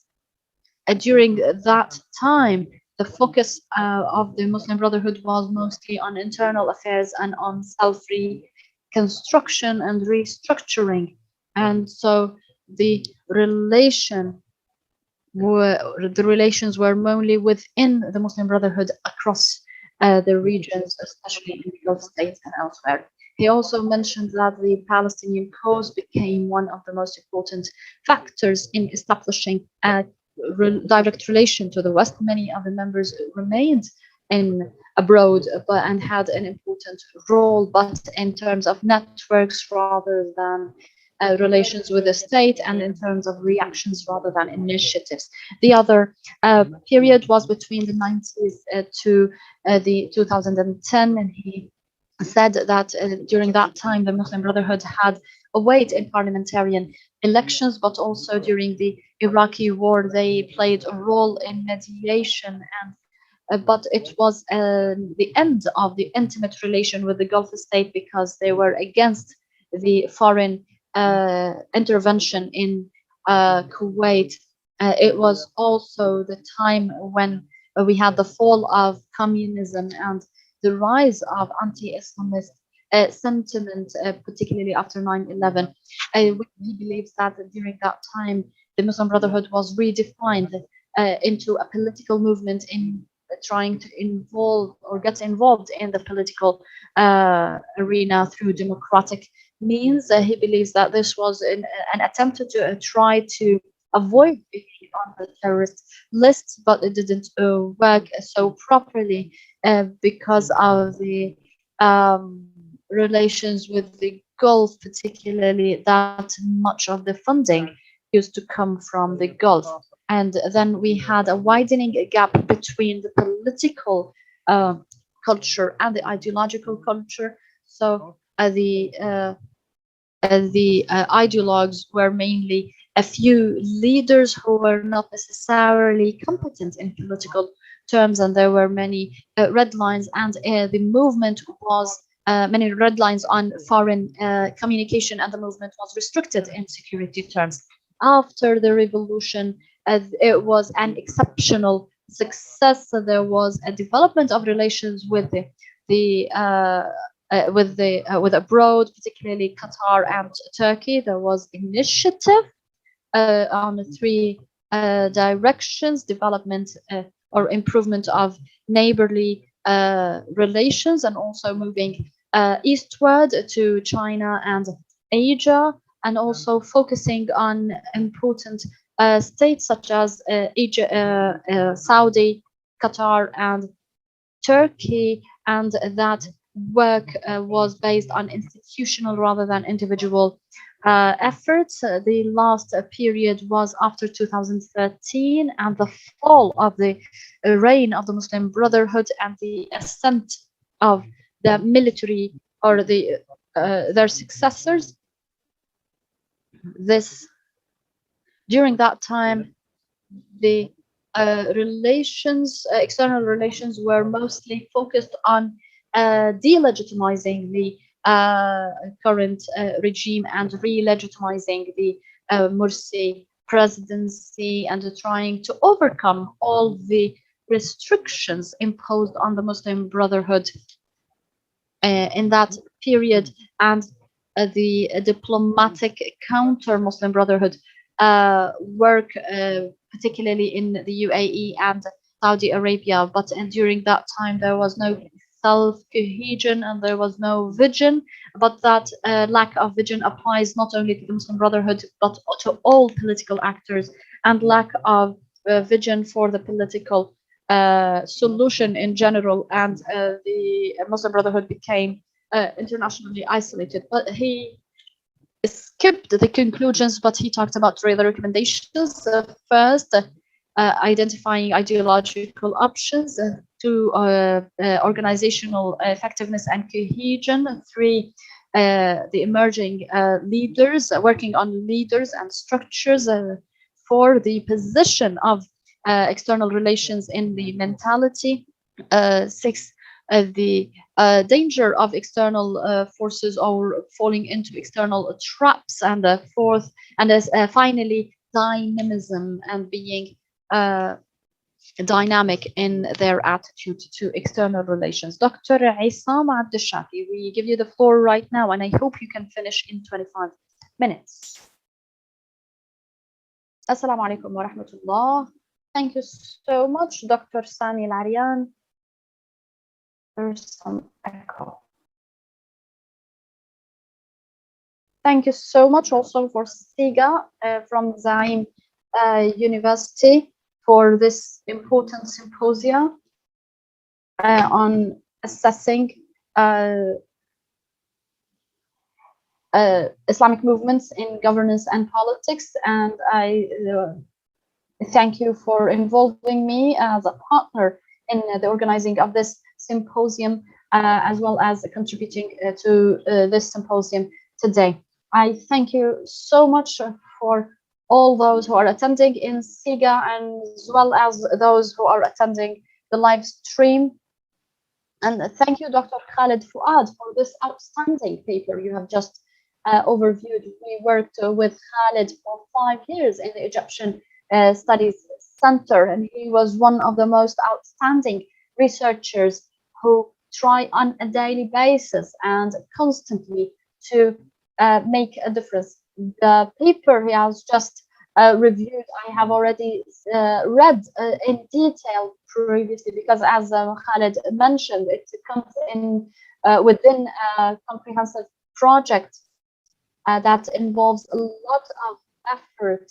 And when I commented on that paper a few weeks ago, I told Khaled that this paper is not a research paper, but rather a research project that could be split down into 6 or 7 research papers, because it covers a period of 90 years, and each one of those periods, periods can be studied in separate research papers, actually.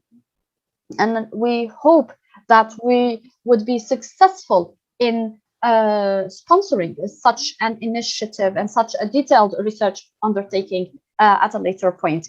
In terms of my presentation for today's symposium, can you please allow me to share my screen?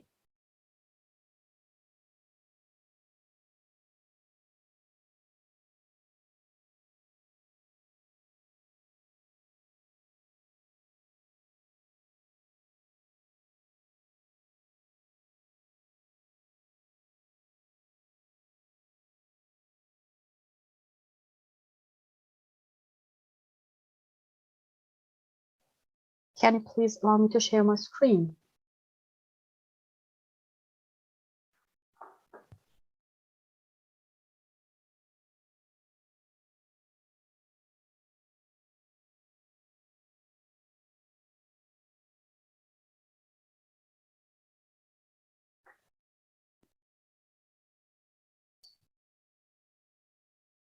Yunus.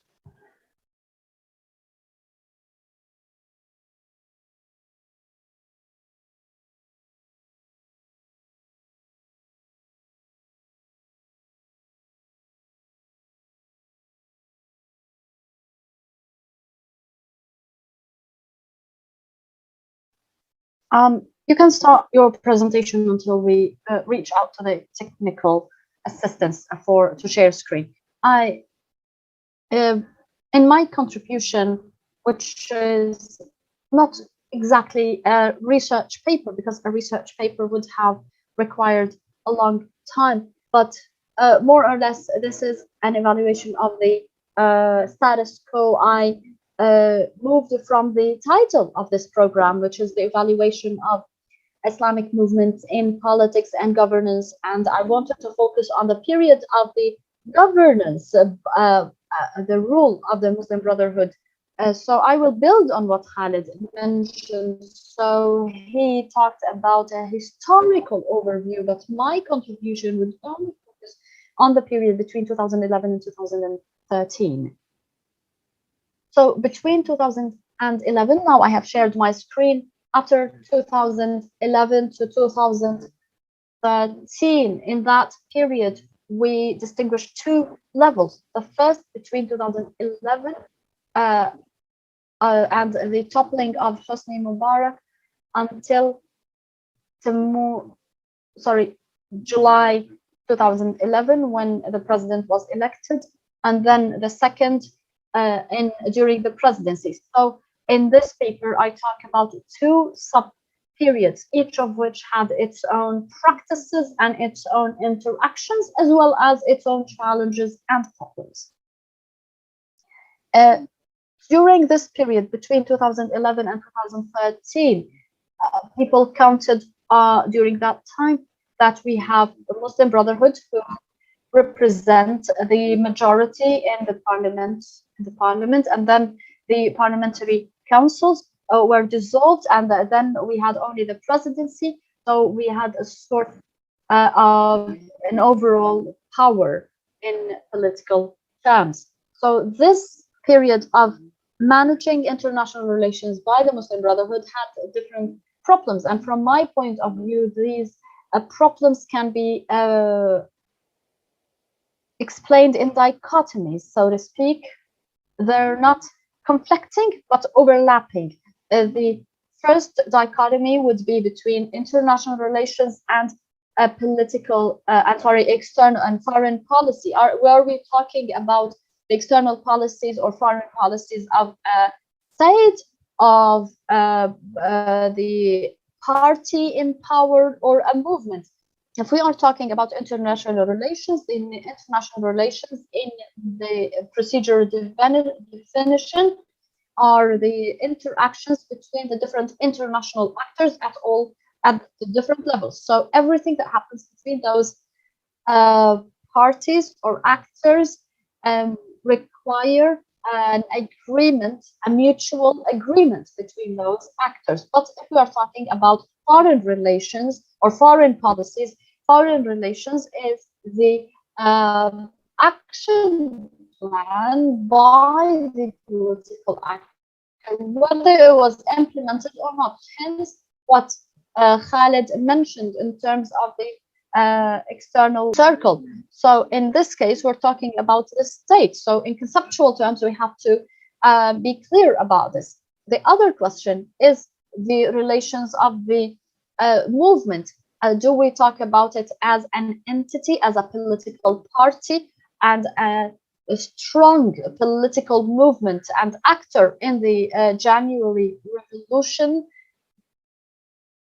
and whose implication and whose role was very important, and people would go to the guidance office, etc., in order to seek advice? Or are we talking about the movement as the party in power, because it was the majority in the parliament, in the Shura Council, and the presidency? And finally, the third level,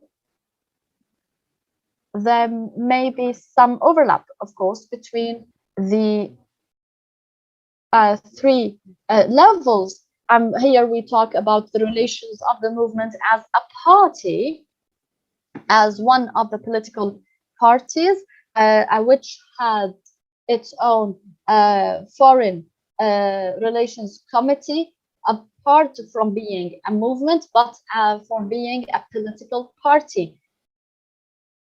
So it is important also to dismantle or to examine those details quite clearly.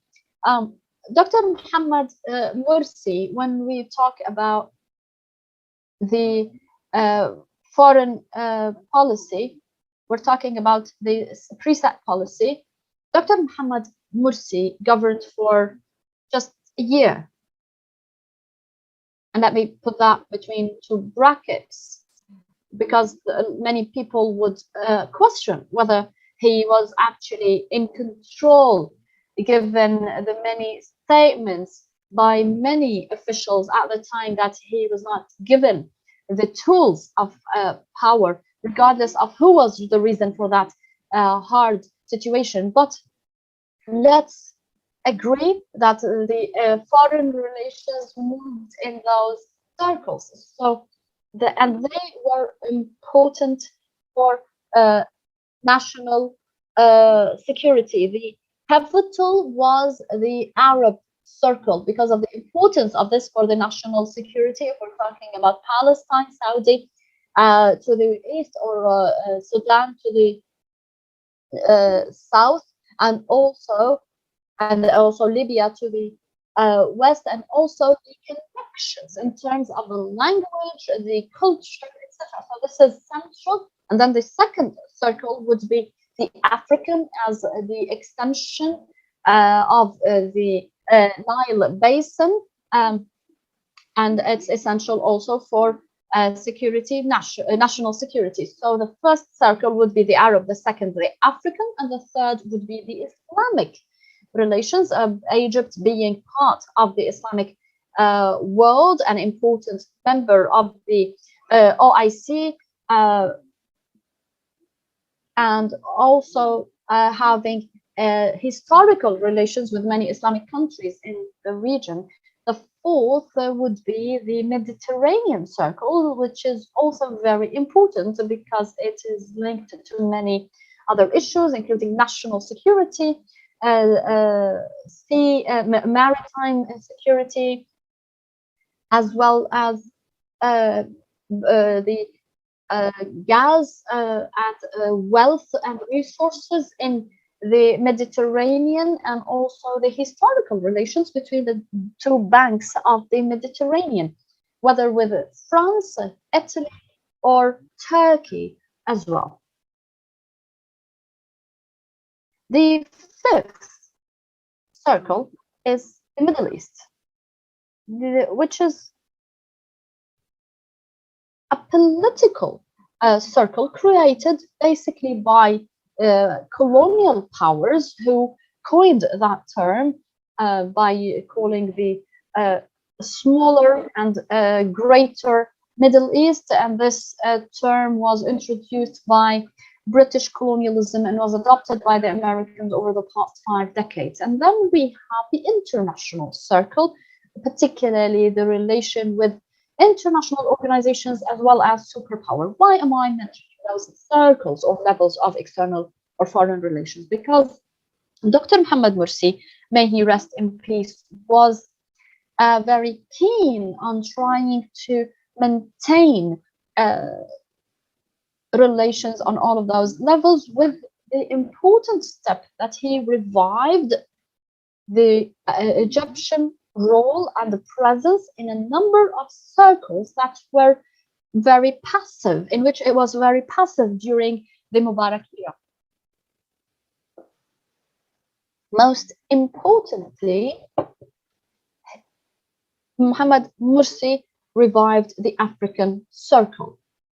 The African Circle, for the Mohammed Mursi, he tried 3 approaches to political diplomacy.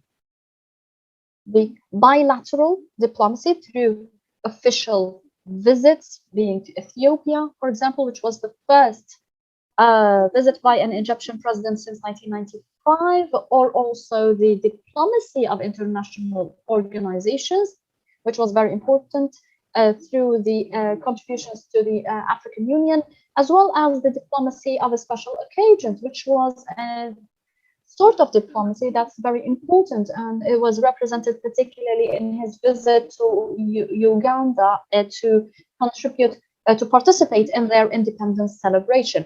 Those kind of movements were essential for national security and maritime and water security, and we have seen what happened in 2015 in terms of the Sad al-Nahda agreement.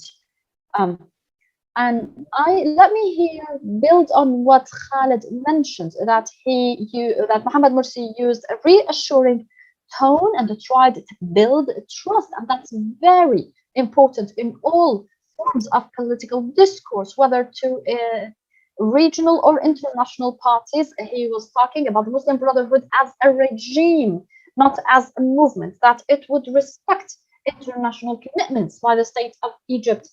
And that was essential because any change in the discourse in relation to international commitments and agreements would antagonize the parties to those agreements, and would actually create a more hostile environment on the international arena.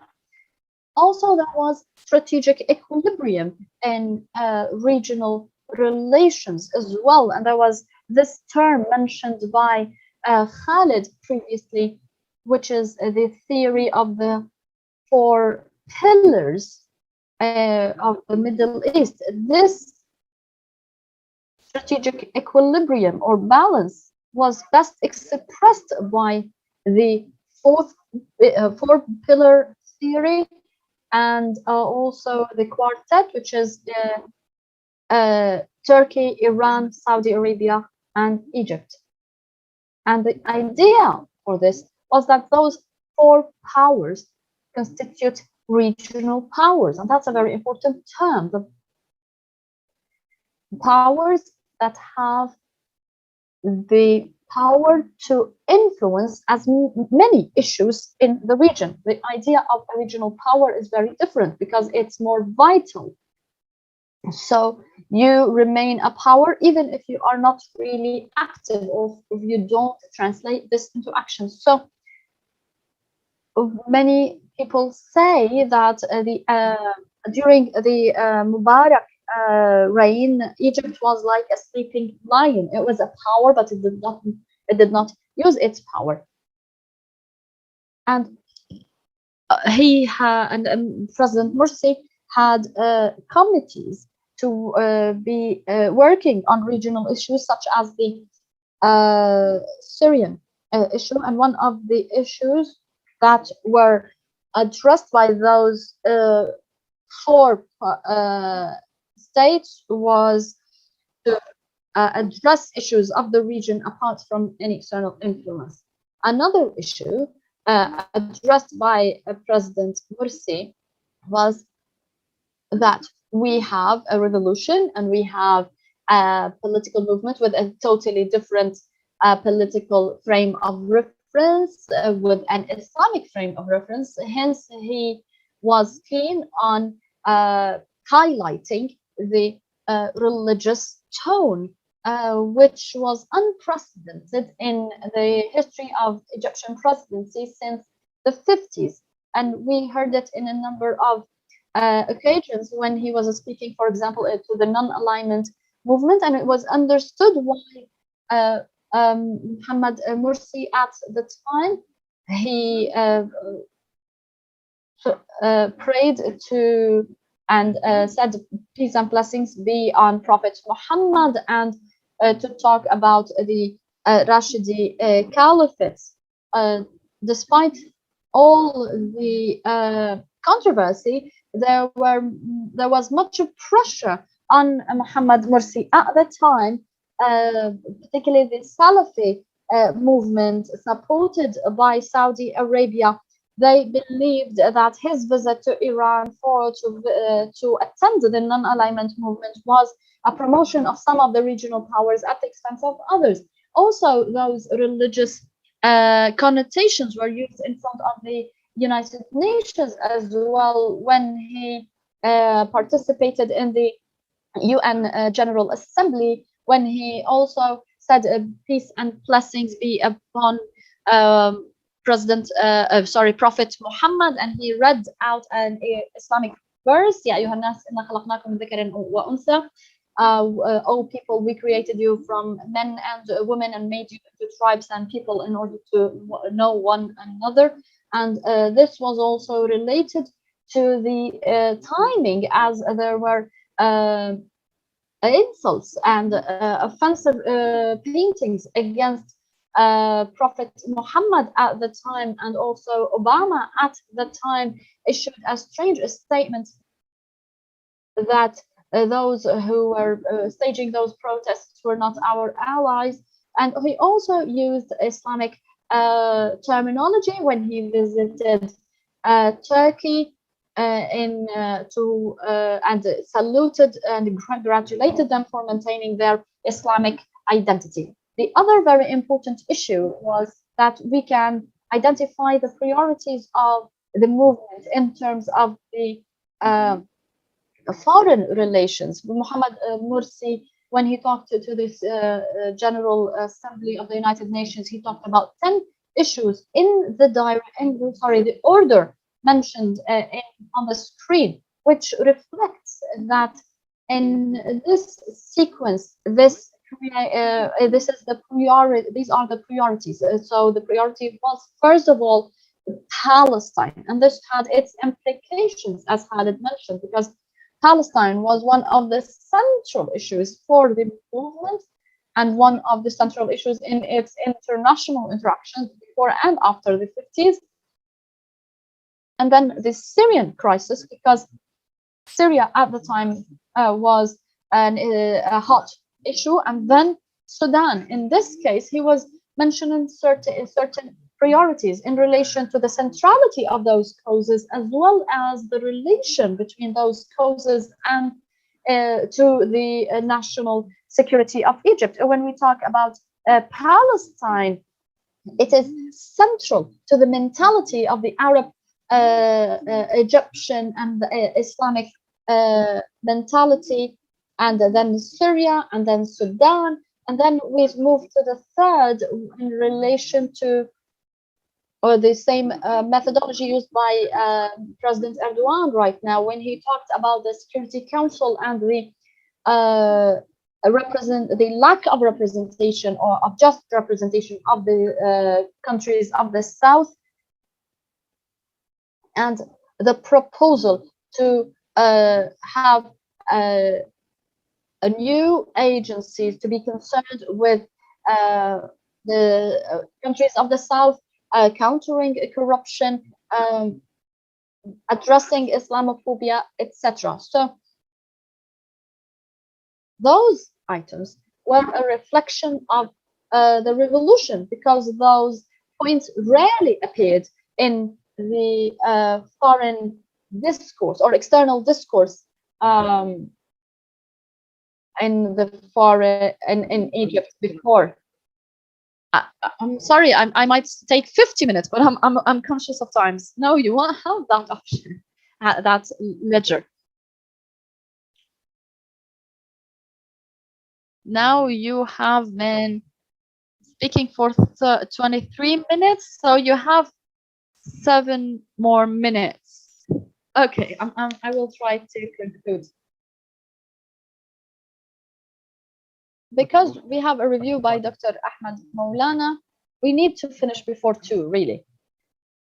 Then, in this case, I will refer you to the interactions that took place during the reign of President Morsi. First of all, there were 5, as I said, 5 parties to the international relations: states, organizations, corporations, movements, and individuals. States, organizations, corporations, movements, and individuals. Those 5 levels involved much direct interaction from Mohamed Morsi during his year in government. He received 68 international delegations who visited Cairo during that year, and he made 18 international visits. And here I have to note, importantly, that first of all, in terms that in the Egyptian Studies Center, since with the supervision of Khalid, we prepared a whole file on this issue, and it was published episodes of whether about the visits, the external visits, and about also internal visits, as well as the internal policies. In terms of the 68 international delegations, I will show you a chart or a table so that I will I will share it with you right now so that we have a map to understand those visits or those delegations. I will try to expand or magnify this picture a bit.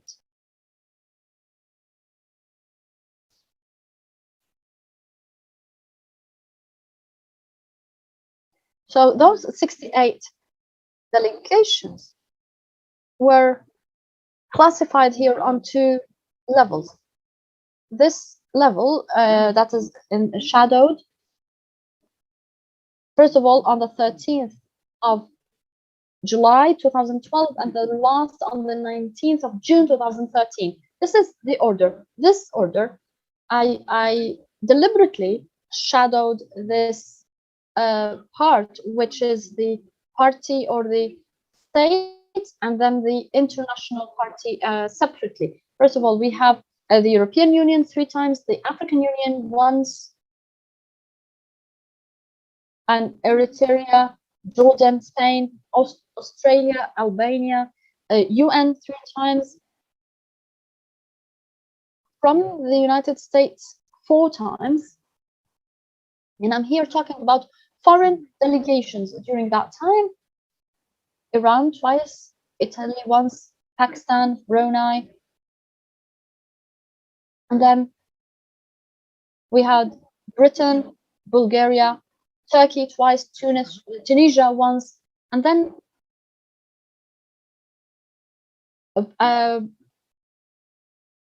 a delegation from Wiseman of the World, which is the diplomacy of individuals, and also 3 visits by Hamas, Singapore twice, Sudan 4 times, for delegations.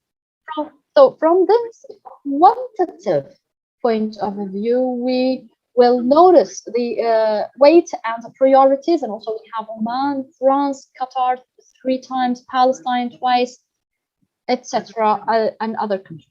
So when we talk about this is in terms of the state, but the other parameter or the other table that I'm going to show you right now is based on the parties to international relations.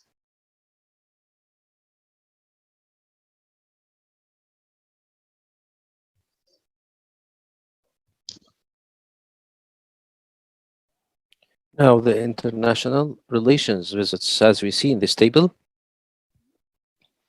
as I told you in the beginning, we have 5 parties. We have the individuals, organizations, companies, and movements and states. So individuals, so for example, we have one group. In terms of the movements, we had 3 movements, including Hamas. And the states, you see, these are the largest part. And then we have the corporates and organizations, NGOs. As you see, we have these 2 groups. We have international organizations, and then meetings with international NGOs, whether the Al Quds Foundation, Al Khalil Al Ahmar, Hamid Al Ahmar, and the Egyptian group in France, or the Council of the Churches, or the other organizations. So these are the tables that I wanted to mention quickly.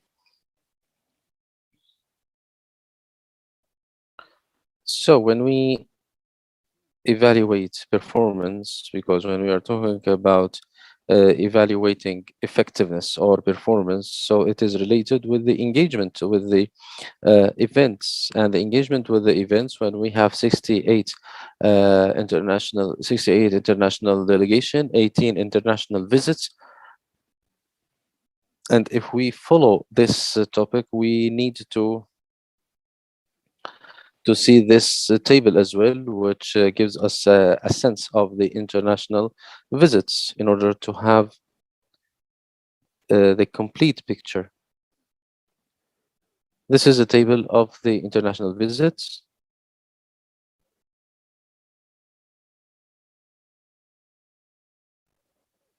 In order to understand the scene, there was a visit to Saudi Arabia on the 11th of July.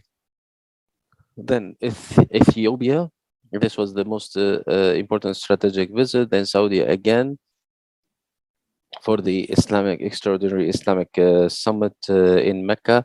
Then China, Iran, Belgium, Italy, the United States, and the meetings of the General Assembly of the United Nations. Then Turkey, Uganda, Germany, Pakistan, India, Qatar, South Africa, and there was a tour here the 18th of March, 19th of March. So then we had South Africa, in which he attended meeting of the BRICS group, and then Sudan and Russia also. So this shows that the he was keen to diversify the strategic partnerships.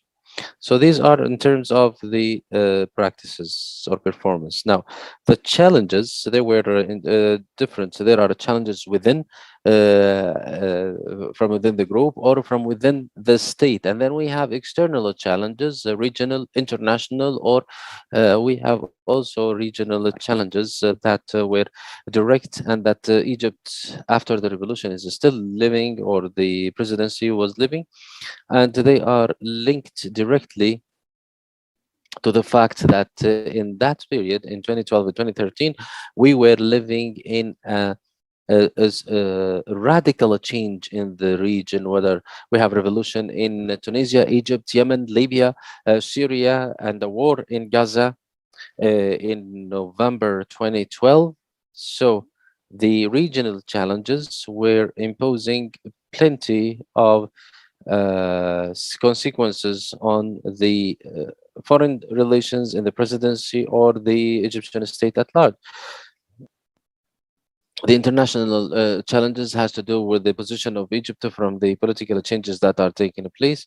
And what I also added to the external challenges, uh, extended the challenges that were there before the revolution and that the Egyptian state was facing before even the revolution of the 25. And one of the most important these are challenges, the Camp David agreement of the 70s. So we have these challenges, but their consequences were present in the first year of the ruling of Dr. Mohammed Morsi. Also, I would like to mention before, and I might stop here. There is something important to mention about two people. In 2011, immediately after the revolution, and this is no secret, there was a research center in Cairo which adopted indeed a project, a research project to set a strategy for Egypt in the post-revolution. I participated in this project. It was under the sponsorship of Dr. Nadia Mustafa, that I hold for her a lot of appreciation and respect.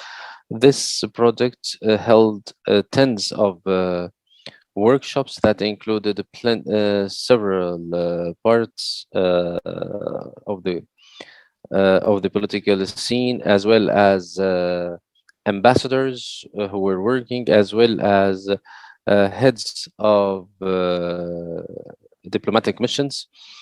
And the papers of these workshops are published on our center, on the website of our center, and we can benefit from them until today. So the idea from that project was that this project created a vision, and it was presented to Mohammed Morsi in the presidential palace, and I was honored to attend that meeting. And we were 40 people divided into 4 meetings: 10 academics who have experience in foreign relations, 10 of the representative of the Egyptian Council of Foreign Relations, and 10 of the representatives of the main actors and political parties in that part, and 10 of the representatives of the foreign embassies that participated with us.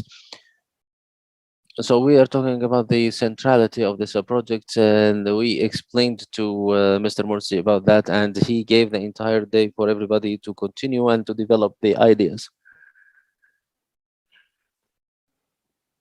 So among the difficult memories that I have from that meeting is that one academic in international relations, and during the half an hour that Mr. Morsi that was speaking, he left everything of the relations with France, Iran, USA, and Saudi Arabia, and he said, Dr. Morsi, the people are hungry, and we need to find a solution for the gas cylinder problem.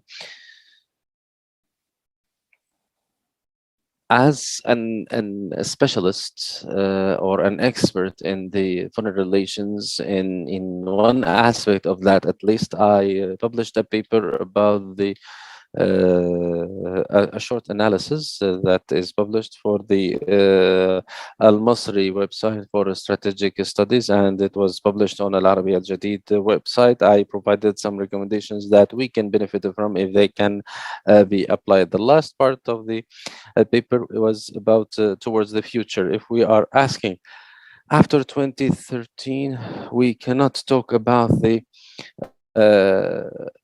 about the experience of the Muslim Brotherhood in governance. This is a completely different era where the Muslim Brotherhood are being deformed. They are facing a counter propaganda, and they are under pressure and under persecution. So, towards the future, we can get to the future through four points that Khaled put under seven important recommendations. Some of them will be mentioned here in different opinion, and the realm of ideas, institutions, capabilities, and institutions and operations. So, if we want to have international relations, and I'm not saying now, we need to distinguish between two notions. The Muslim Brotherhood now, as a political movement, they can practice political relations, not foreign relations, because foreign relations are related to states. But now they can have relations, political relations, which means that can have relations with this corporates, NGOs, governmental organizations, and individuals at the level of the institutions and at this level of capabilities. In terms of the ideas, we have five main pillars: the structure of the terms of references, the concepts, theories. Each one of these pillars requires some time to be developed. We have the structure of the concepts, of the theories, etc., etc. Then in the realm of institutions, and I will use the term of Mr. Zainuddin Abdel Fattah, whether the present, which is restructuring and evaluate the effectiveness and the missing, and we can use other issues that are not present. In terms of the capabilities, we need to have maps of what is present and what is missing. Then we need the tools in order to build awareness, training, qualifying, education. Then in the material capabilities, we need to map what is missing and what is found, and then we need to put the controls, prioritization, restructuring, and diversifying our resources. In terms of the operations and events, we have five pillars as well. This is the end of my presentation. Once again, I would like to thank Dr. Samil Arian for his efforts that that never stops. I hope may Allah bless his efforts and his age and his work. And I would like to thank you for sponsoring and the co-sponsor of this symposium. Thank you very much. Thank you very much, Dr. Isam Abdel Shafa, for this rich lecture. It was a continuation of the paper of the Mr. Khaled, and he focused on the 2 years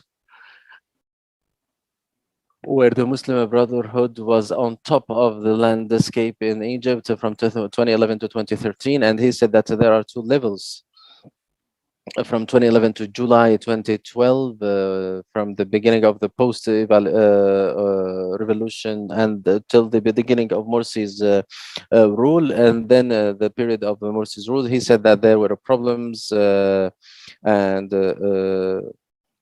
relations and crises, and he said that they were correlated notions. There was the relation of the group as authority and as an entity, and he gave example of the guidance office and the presidency, and there is the relationship of the Muslim Brotherhood with as a party and the Party of Freedom and Liberty, and the group as an organization. Then he talked about President Morsi, and that the foreign policy at the time, as it was concerned in the past about the national security, and it was working in six circles: the Arab circle, which is the central one, and was moving north, south, east, and west, and then the African circle, especially in terms of the Nile countries and the African other countries, and then the Mediterranean circle, which is related to the natural resources there, or the relations with the countries on the Mediterranean, like Turkey and Italy. Then the political sphere of the Middle East, and the final sphere was the international sphere, or the international circle with with countries and international organizations. So it was clear that Morsi was keen to revitalize the role of Egypt in all of these circles, and he said that there are three types of diplomacy that Morsi practiced: the bilateral or regional diplomacy, or the diplomacy of organizations, especially in terms of the water challenge. And he said that there was a question about the respecting or upholding the agreements of Egypt, especially Camp David, in order not to get enmity from other countries. And he said that he was talking about the four pillars of the region: Turkey, Saudi Arabia, Qatar, and Egypt, in order to work with them. Uh, and he also created an initiative to solve the Syrian issue with these four countries. And he said that he wanted to have also internal uh, agreements in order to get out of the foreign control. He also said that he used the religious terminology in international meetings, like in the UN General Assembly and the uh, uh, bias alliance.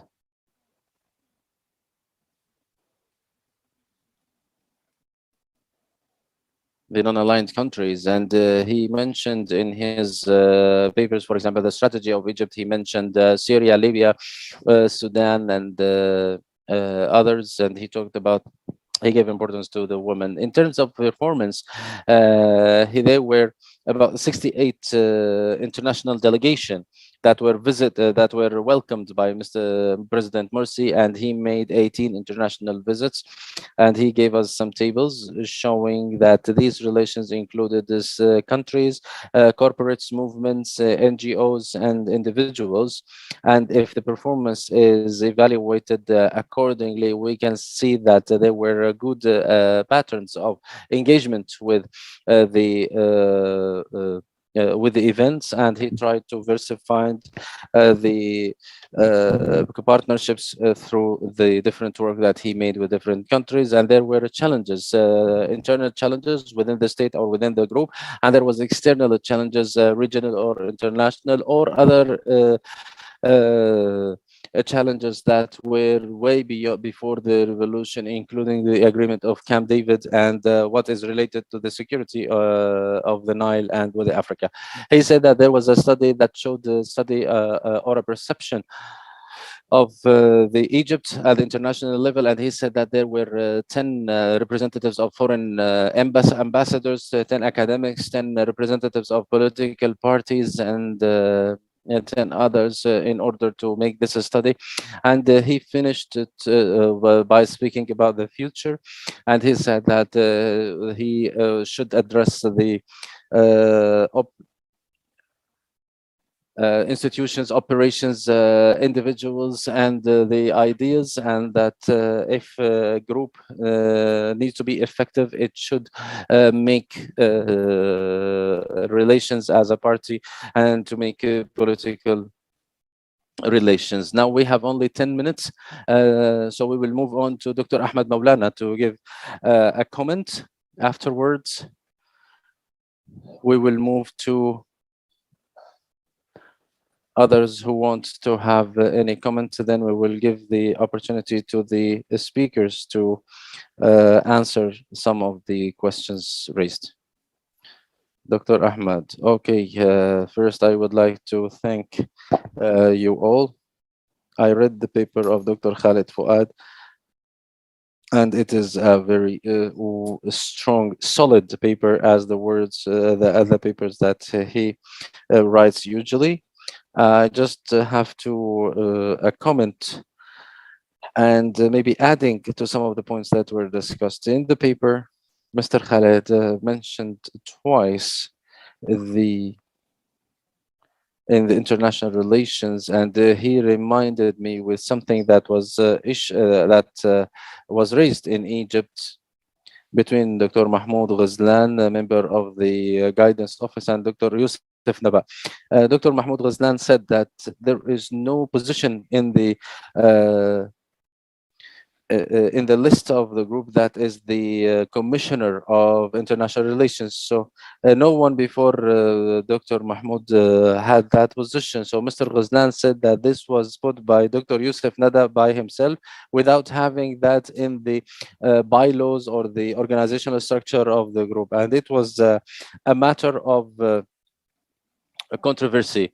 But what I want to speak about from this point, that who is responsible for foreign relations of the member of the guidance office says that this person who is speaking on the international relations, he doesn't have that position, and we don't have that position in the within the group, within the Muslim Brotherhood. So this is an important point that should be taken into consideration. So who pays attention, who controls the foreign relations within the group? Another point related to the literature of the Muslim Brotherhood and the Islamic movements in general, especially before the revolution. Did we have, for example, in the internal curricula that were given to the people, did we have any thing that is related to the international relations and the foreign policy or not?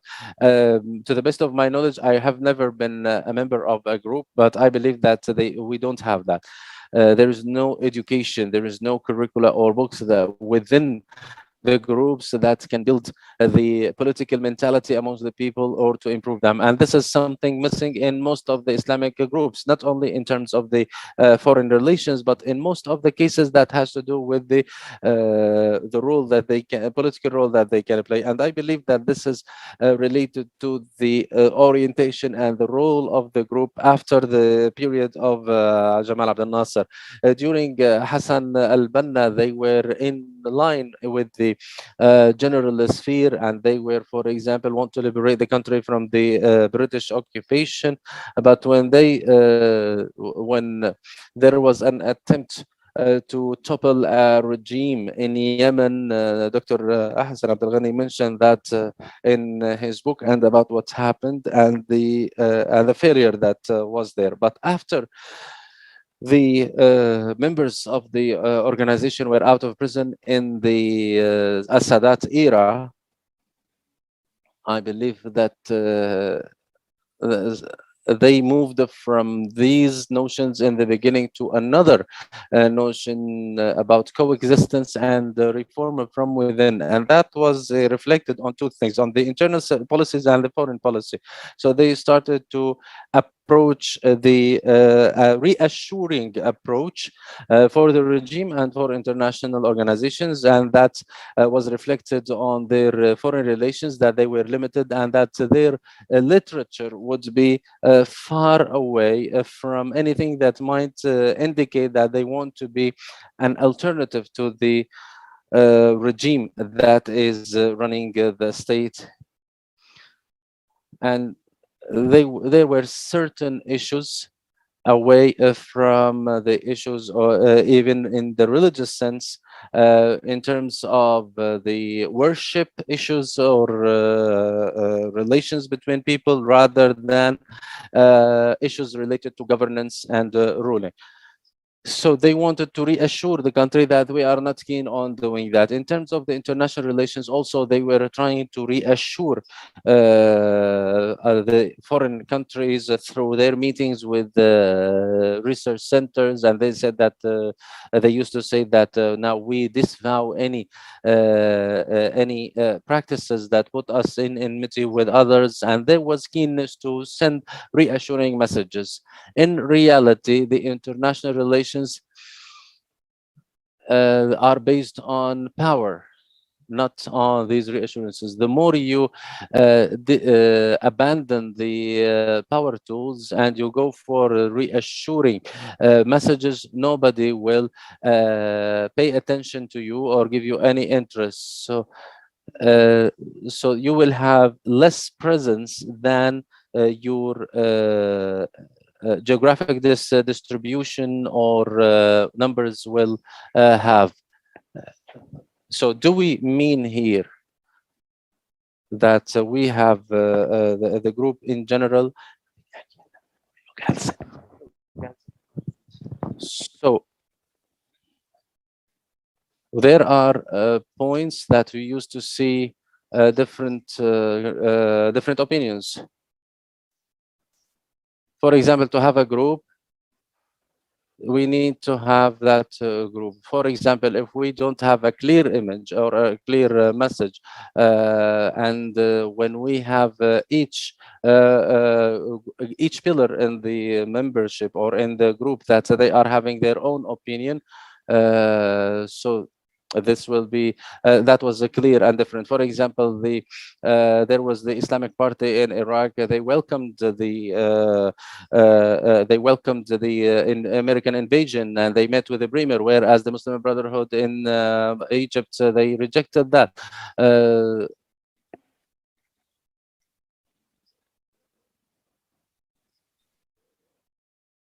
So you would find that there were people such as Rahbani and Sayyaf were voicing out critical points of view. So when we talk about the discourse of the Muslim Brotherhood, if we talk about the movement as a whole, I don't believe there was a single unified external foreign policy with because there was no such a project that to which the Muslim Brotherhood movement abides to in all its branches across nations. The last point in relation to the Egyptian issue, one of the things expressive of the foreign relations in Egypt in general, not just in the Muslim Brotherhood, is the memoir of Abu Ghait, in which he acknowledged that there are no institutions to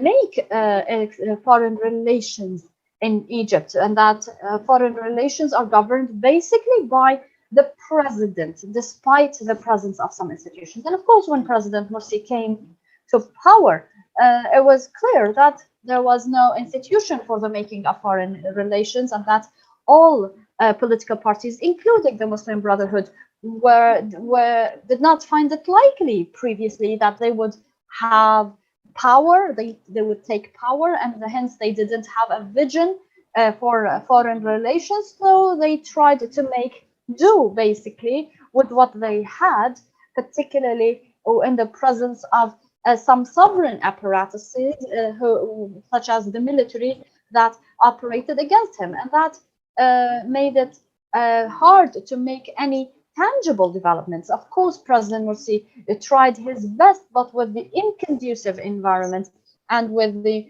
many actors outside Egypt who considered that this regime constituted a threat to them, it was not hard to make any tangible achievement. So what I wanted to focus upon is that probably this experience by the Muslim Brotherhood over the past period of time highlights the importance of the lacking planning, and that whoever wants to uh, effect a change needs to really be up to the literature and the theories they adopt in practical terms and in qualification of its cadres, because political isolation led to the crisis we have.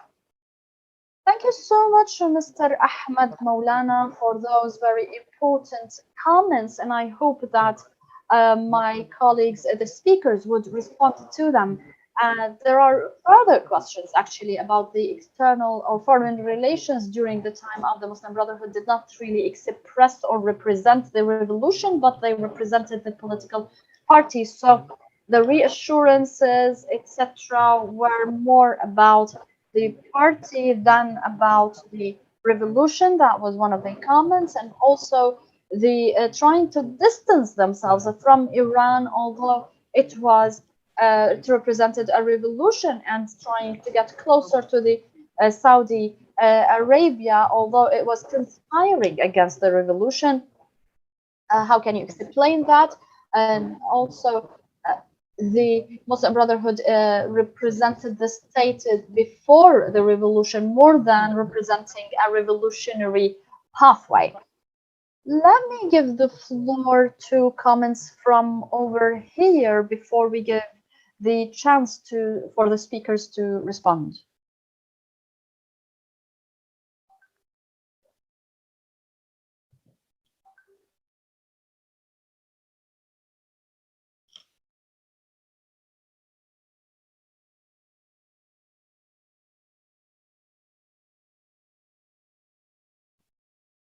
In the name of God, the merciful and compassionate, this issue of economics, the economic identity, it's still baffling for me. There may be an economic vision for the party. Is it really consistent with the Islamic model, or is it an attempt to try to adapt those Islamic overall standards to within what's available? For example, in capitalism, we have the idea of a bank, and it's central in capitalism. But the idea of banking, it does not exist throughout Islamic history. That's an example. And also the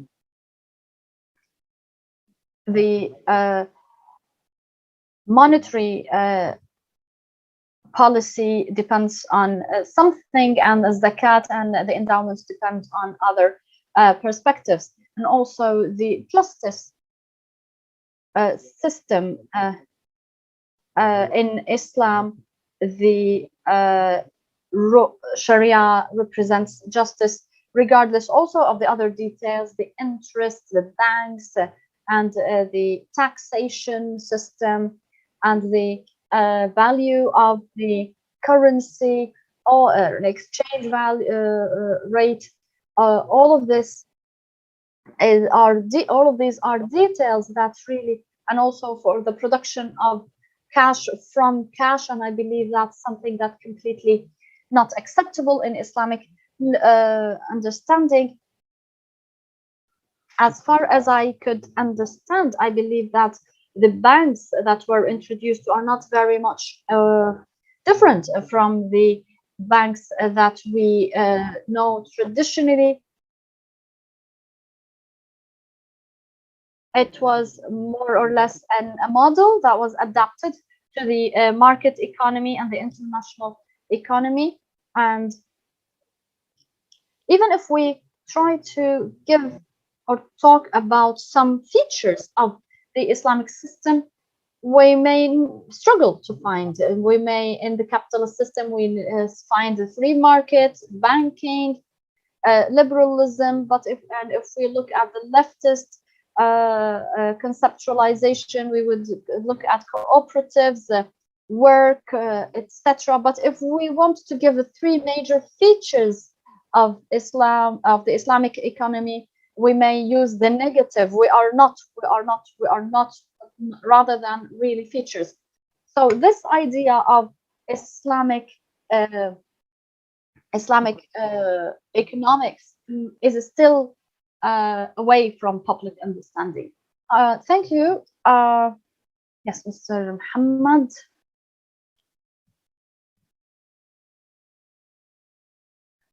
Thank you so much. Oops.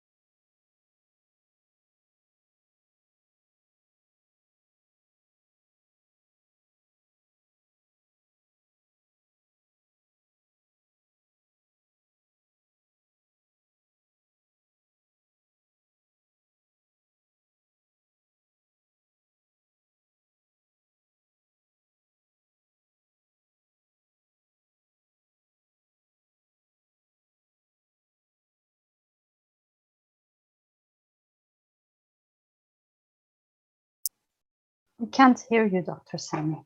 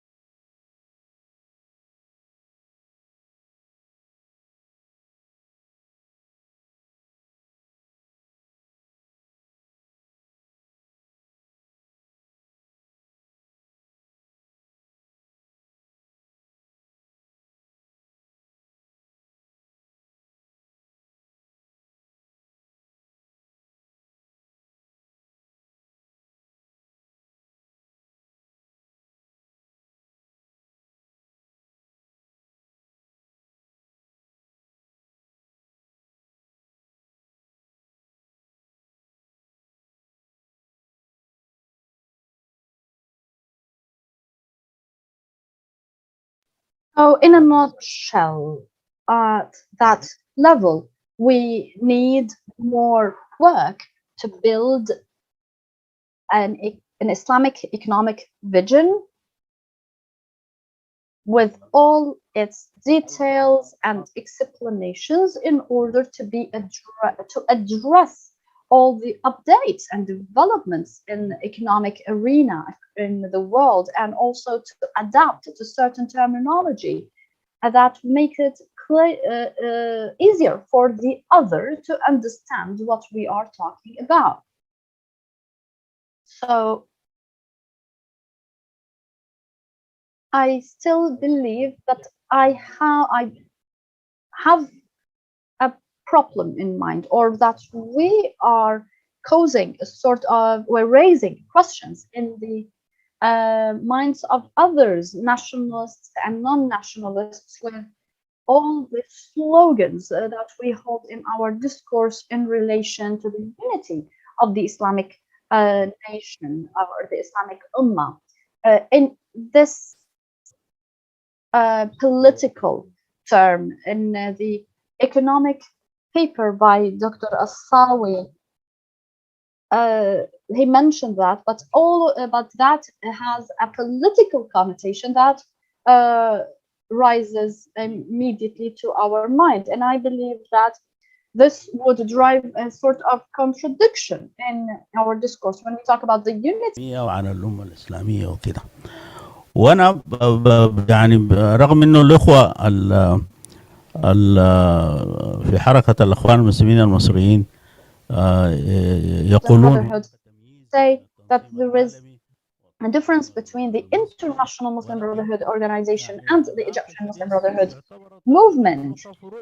I believe that the national organizations are sub-organizations to the international movement, and I believe this is a bit problematic for our brothers in Egypt. So it will cause them a problem with their own citizens, and also it restricts the margin of maneuver and development for the Egyptian Muslim Brotherhood to address their local causes and local issues, and it also restricts the international movement in terms of coordination and openness and employment of and the just distribution of traders, etc.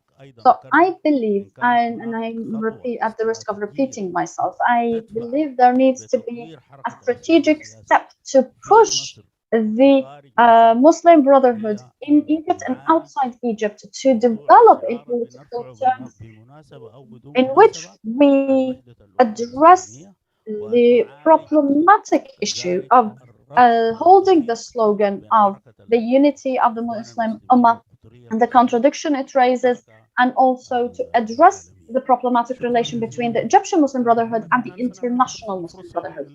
Thank you for these comments. Let me give the floor to our speakers. We will start with Mr. Khalid, then Dr. Isam, and then Dr. Abdul Hafiz at the end.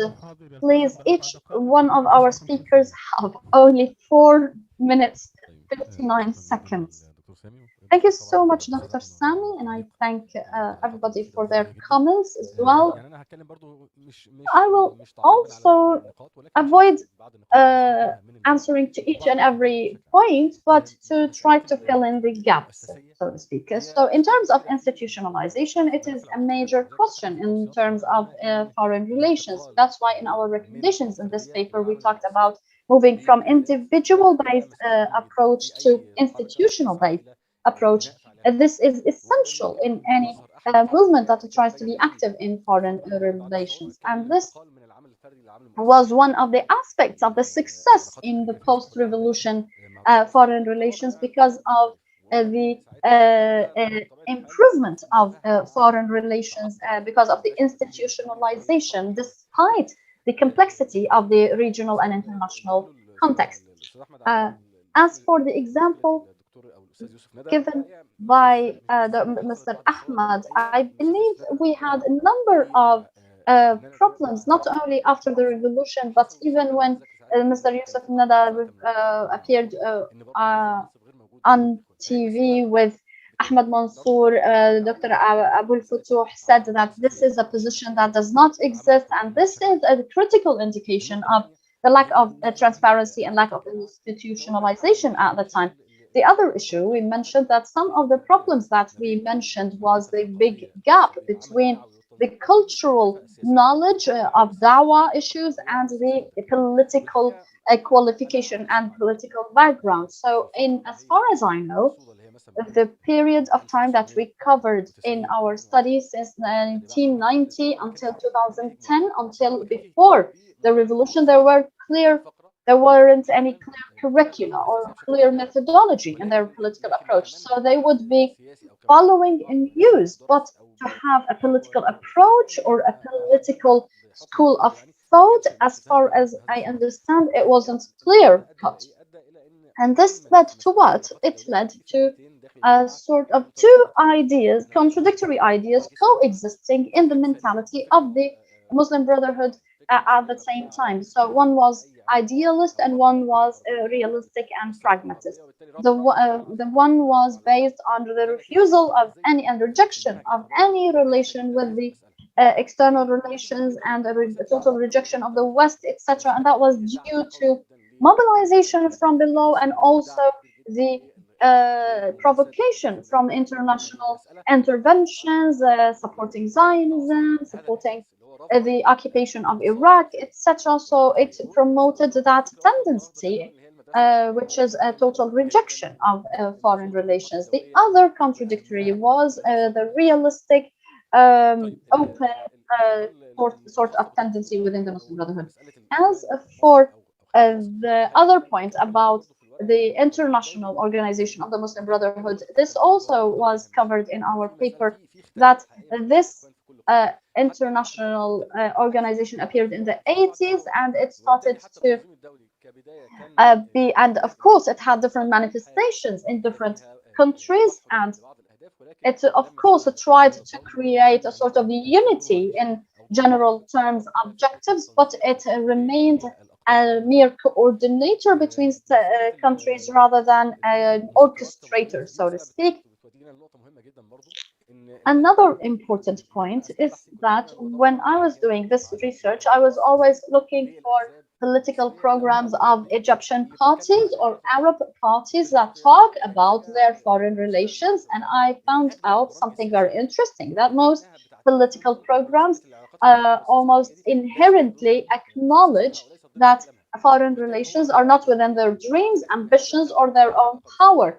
So they give it up to the power, or they don't put the likelihood of themselves of taking power. So they talk about reforms in education, in health, etc. So, but with next to complete absence of foreign relations, but with two exceptions here in with the AK party and the and another party in Tunisia.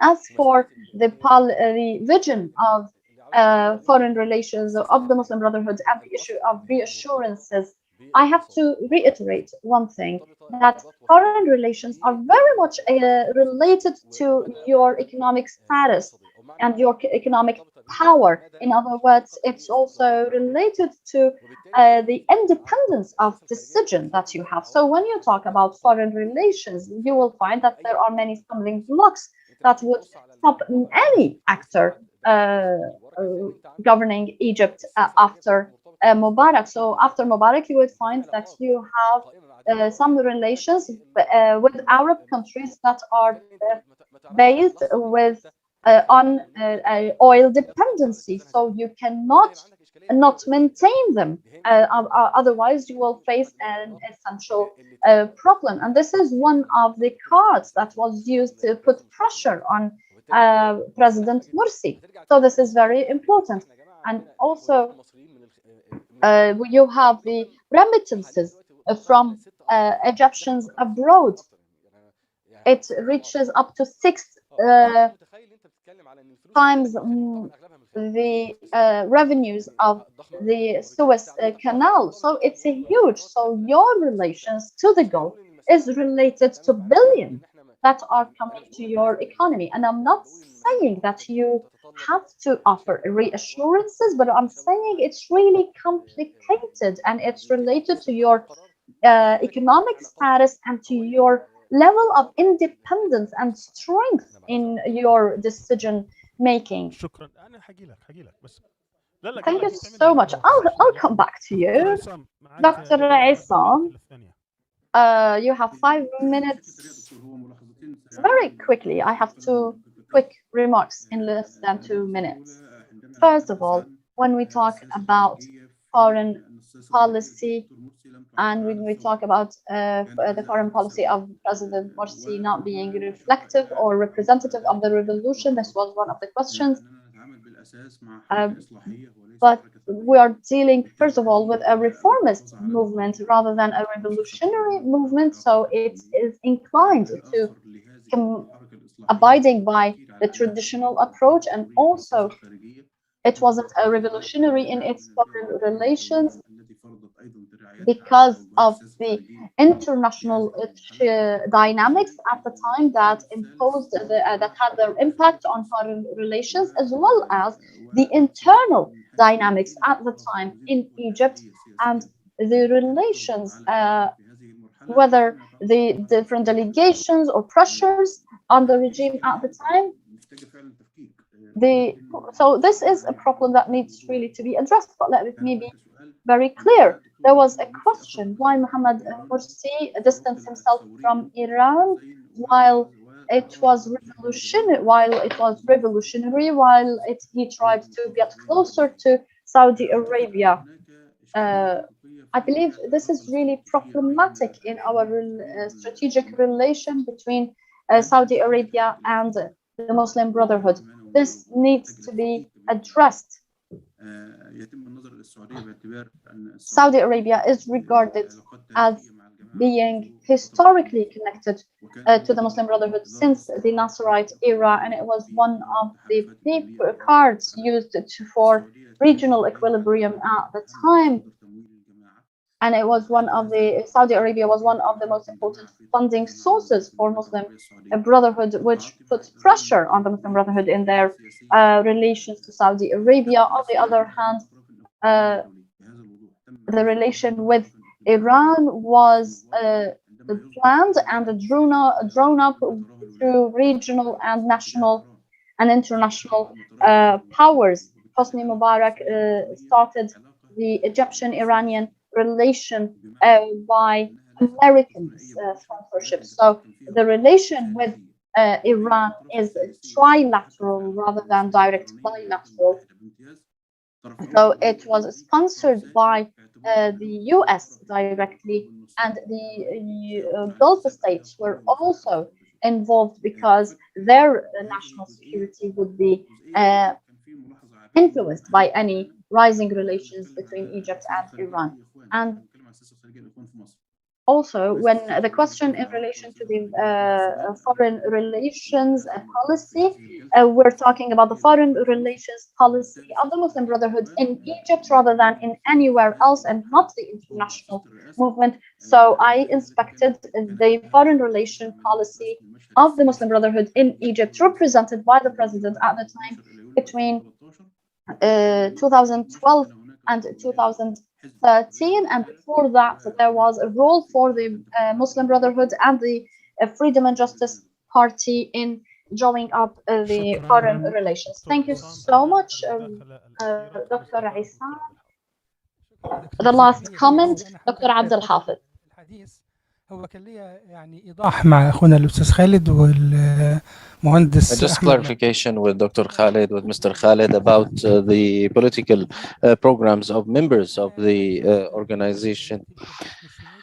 I was member of the political committee for a long time, and I was responsible for the economic department since 2003, and we conducted workshops under preparing political qualified cadres, at least in the economic section. We had a training course of 7 lectures about introduction of the state, international financial institutions, and the trade balance. And one of the topics that was very interesting for them was the one of SMEs, small and micro enterprises, and it was given by one of the entrepreneurs who succeeded in his work. So I started to see this tendency under the leadership of Isam Al-Arian, and may he rest in peace, where individuals were directed to get into the higher studies in several universities, for For example, Dr. Muhammad Gamal Hishmat, when he started the program of the parliamentarian studies, he was the first graduate, and then a number of other graduates came after him, and he asked Dr. Hishman to be one of the lecturers in this program. So there is a tendency in the program for the individuals to get into diplomas and master degrees in the social studies. So it's not something that we didn't pay attention to. Uh, ولعل يعني ما يحدث الآن من and اهتمام maybe الكثير من the إخواننا في interest that we ذوي see الهمم now الطبيعية إلى العلوم الاجتماعية and the shift that we see للاستفاضة في from the تخصصات members in the زراعة Islamic, ومركز البحوث from the Muslim Brotherhood, from the وده scientific بدء إلى جانب studies to the social الاقتصاد studies is والمبادرات related to والملحوظات. this اتفضل interest. الأستاذ Now الدكتور I will answer to some of يحدث the تفضل comments, الدكتور starting with the comments of العلمي Ahmad Zikrullah. طبعا And I would like to thank him العديد for his ما يتعلق humble and بالنقطة الأولى his knowledge, بعدم دراية بعض humbleness and his الإخوة knowledge. The first point about بالرؤية that أو الفكر some members of the الاقتصادية Muslim Brotherhood are not وبالتالي aware of the حسب economic الإنشاءات philosophy or the الموجودة vision of حاليا the Muslim Brotherhood. يعني أحد تعهداتي Unfortunately, because of the جيراني وشركائي في المكان الذي أعمل we فيه are busy, أيضا or يعانون some من members were إشاعة busy, من and some people said that 2013 we were in the لجون streets from 2013 the January ولجهود 25 to July سياسية 2013. في We متطلبات were اجتماعية واقتصادية preoccupied with the لكنه streets لا and the economic يتكلم demands and the livelihood كمصدر demands. But some of مسؤولية the فإنه members يقول that أن البنك are ليس to يتبنى blame, اقتصاديا who ولكنه are يتناول responsible. كتابة فكرية And I believe لا that اقتصادية. there is a blame on the لا تقصد researcher or برنامج on the commenter يدافع عن القيم who الاقتصادية says كله، that we فإن didn't have a التصريح economic vision, نظرية although in الاقتصاد our الاقتصادي هي نظريات regulations we فكرية. have an فإن economic vision. الاقتصاد الذي وجه In our في vision, we 2007 trying to avoid the حيث critique that we received in يعني كان 27, يحضرها الأستاذ الدكتور عبد الحميد الغزالي where Abdul Hamid يستند al-Ghazali, may he rest in peace, he للمصطلحات insisted to الإسلامية use the Islamic لحمى terminology like والإصلاح hima, hikr, iqta' والإحياء. and ihya, يجعل those القانون الدولي terminology. العام And للناس الذين يفهمونه. but in فإحنا some في words 2011 or in some literature, كنا because we مستهدفين want to simplify things for حتى people. قبل So الوصول للكلية in those years, the وقع first draft that was developed اللجنة by المسؤولة the عن economic البرنامج committee and that was sent وحول to the اختلافاتنا على البرنامج leadership ده of the وهي program, مش بس the main الاقتصاد thing was كمان that العلم can we الإسلامي have ليس a الآن ولا political حديث.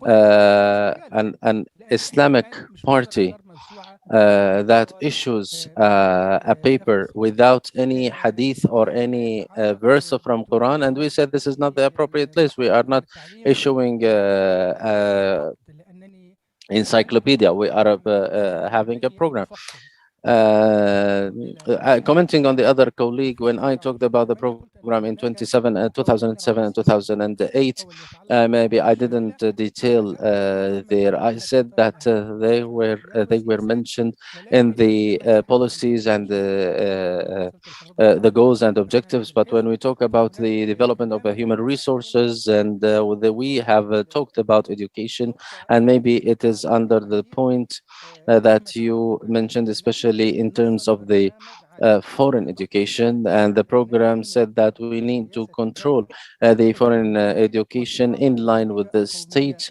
policy وديمقراطية. of development and maintaining our civilized and local identity. فيما يتعلق In بالمقارنة terms of the بالسياسة having الإسلامية a كمحاضرات الجامعة comprehensive research يعني in the لماذا Islamic منعنا banking, you are a university الكليات professor. The more we get المتخصصة من into قبل the الأكاديميين يعني generalities, the نقطة محددة يعني professors حول go to الموضوع the researchers are telling them to be يعملون more بشكل specific to talk مشروعات about one of the مثل aspects of this محاكاة issue. But الإسلام for example, there الإسلامي are some researchers by, والديمقراطية الإسلامية for example, والمشروع about the project of الإسلامي Islamic banking, about وهكذا Islamic والأبحاث economics, النهجية and there are ولعل literature that talk الرافد about that in a الكبير comprehensive للمجالس والمؤتمرات means. والندوات And I والمجامع think that الفقهية in والمناصب the العليا conferences, summits, and the فيما jurisprudence يتعلق groupings have covered بالدكتورة that عمر point. In عادل terms of the هذا يعني comments of Dr. Amr Adel, the points that هي you mentioned are يعني محل نقاش كبير لكن can be نحن نتحدث عن البنك كحاضنة deliberated, but to be للدول realistic, العربية One, هل معنى ذلك ما أقوله if there is something that is produced by the Western civilization, is it wise to reject that if I don't have an alternative? And it is that although it is although it is or using it as a means. And the Prophet, peace be upon him, did he eliminate the bazaar also, although there was a bazaar for the Jews, but he rationalized it and rationalized how people deal with the bazaar. So we should not we should not have a problem dealing with the bank as a product of the Western civilization, but with our terms and with our own ways. Dealing with the taxation, for example, the origin in Islam that there is no taxation, but now we have different roles of the state, and we cannot, for example, get away from that. If we look at the capitalist experience in the 20s and 30s, when Kenzie spoke about the interference of the state in the social and economic life to demolishing the main pillar of the new or the modern state, which that it has economic the modern state to do that. And Ibn Qayyim says that no judge or mufti should adjudicate as any sentence if they don't know if they don't have knowledge about the texts and about the context. And if you are in a state in a developing country like Egypt or all the countries, so you should use the mechanism of taxation until the waqf and zakat, which are the two mechanisms of Islam, are back to their role that they can talk, and then you can tell me about the lack of or not to use taxation. And now get talking about the central bank. Central bank is not religion and it's not a creed, but we are dealing with it as one of the requirements of the modern the modern time, and we as Muslims should understand the modern time. I believe one of the points that the experience of Morsi was wasted because there were some ways uh, to open that experience, but they were unable to do that, and the only thing that they did was to make a coup against them. Since we were in university, we were accused that we were a cross-border group. So how can we differentiate between economics and politics about that? Al-Banna, since the 30s and 40s, has been speaking about dealing with the Arabic spheres, African sphere, Muslim spheres, and the unity of the Muslim Ummah is one of the principles or the basis of the Muslim Brotherhood. In terms of the direct Western investment, when we say that we are talking about local savings, we are dealing with the reality. We are talking about loans without being under control, and we have the four freedoms of movement, investment, inheritance, or ownership in the Arab world or the Muslim world. And then you can ask me about the houses that we have in Palestine, for example, under the name of Egyptian people, and the Ashami house, for example, in Egypt. Is this under the nation state country? We are talking about the Ummah and what and the consequences or the advantages of that. Talking about exporting things, and when we talk about the added, the value added, all of the literature of economics talked about that, and that you should have a role. We should not be limited or controlled by the rentier economy, and we need to, for example, if we ratify or refine oil and export it as products of the oil, that we will have better things. So why the added value would be limited to others, not to me? And finally, about the central organization and the branches, and my answer to Mr. Khaled, the first detention for me was in the crisis of the Gulf in 1990, and Mr. Yusuf Nada was the only one who succeeded to meet with Saddam, and he presented to him the vision of the Muslim Brotherhood, whereas Al-Hudaybi was unable to go that. So the statements of Abd al-Mun'im Abu Futuh or Abu Ghazlan come in the context of reading maybe the maybe I don't have a piece of information. Maybe they came under pressure for the internal pressure. But Mr. Yusuf Nada, of course, is a valuable person within the Muslim Brotherhood, and his CV shows that. I'm sorry that I took a long time, and maybe we can meet in some other time. Thank you, Dr. Sami. Thank you, Dr. Asawi, and I also thank Mr. Fuad and Haisam Abdel Shafi for what they have presented. The next session will be after at 3:30, so it will be after 1 hour from now, and it will speak about the experiences of the Muslim Brotherhood. We will have Hibara of Izzat and Dr. Shan Esposito from Georgetown, and Dr. Nader Hashimi from Denver University, Dr. Dalia Fahmi from Long Island University, and Dr. Abdullah Al-Aryan from Georgetown University in Qatar.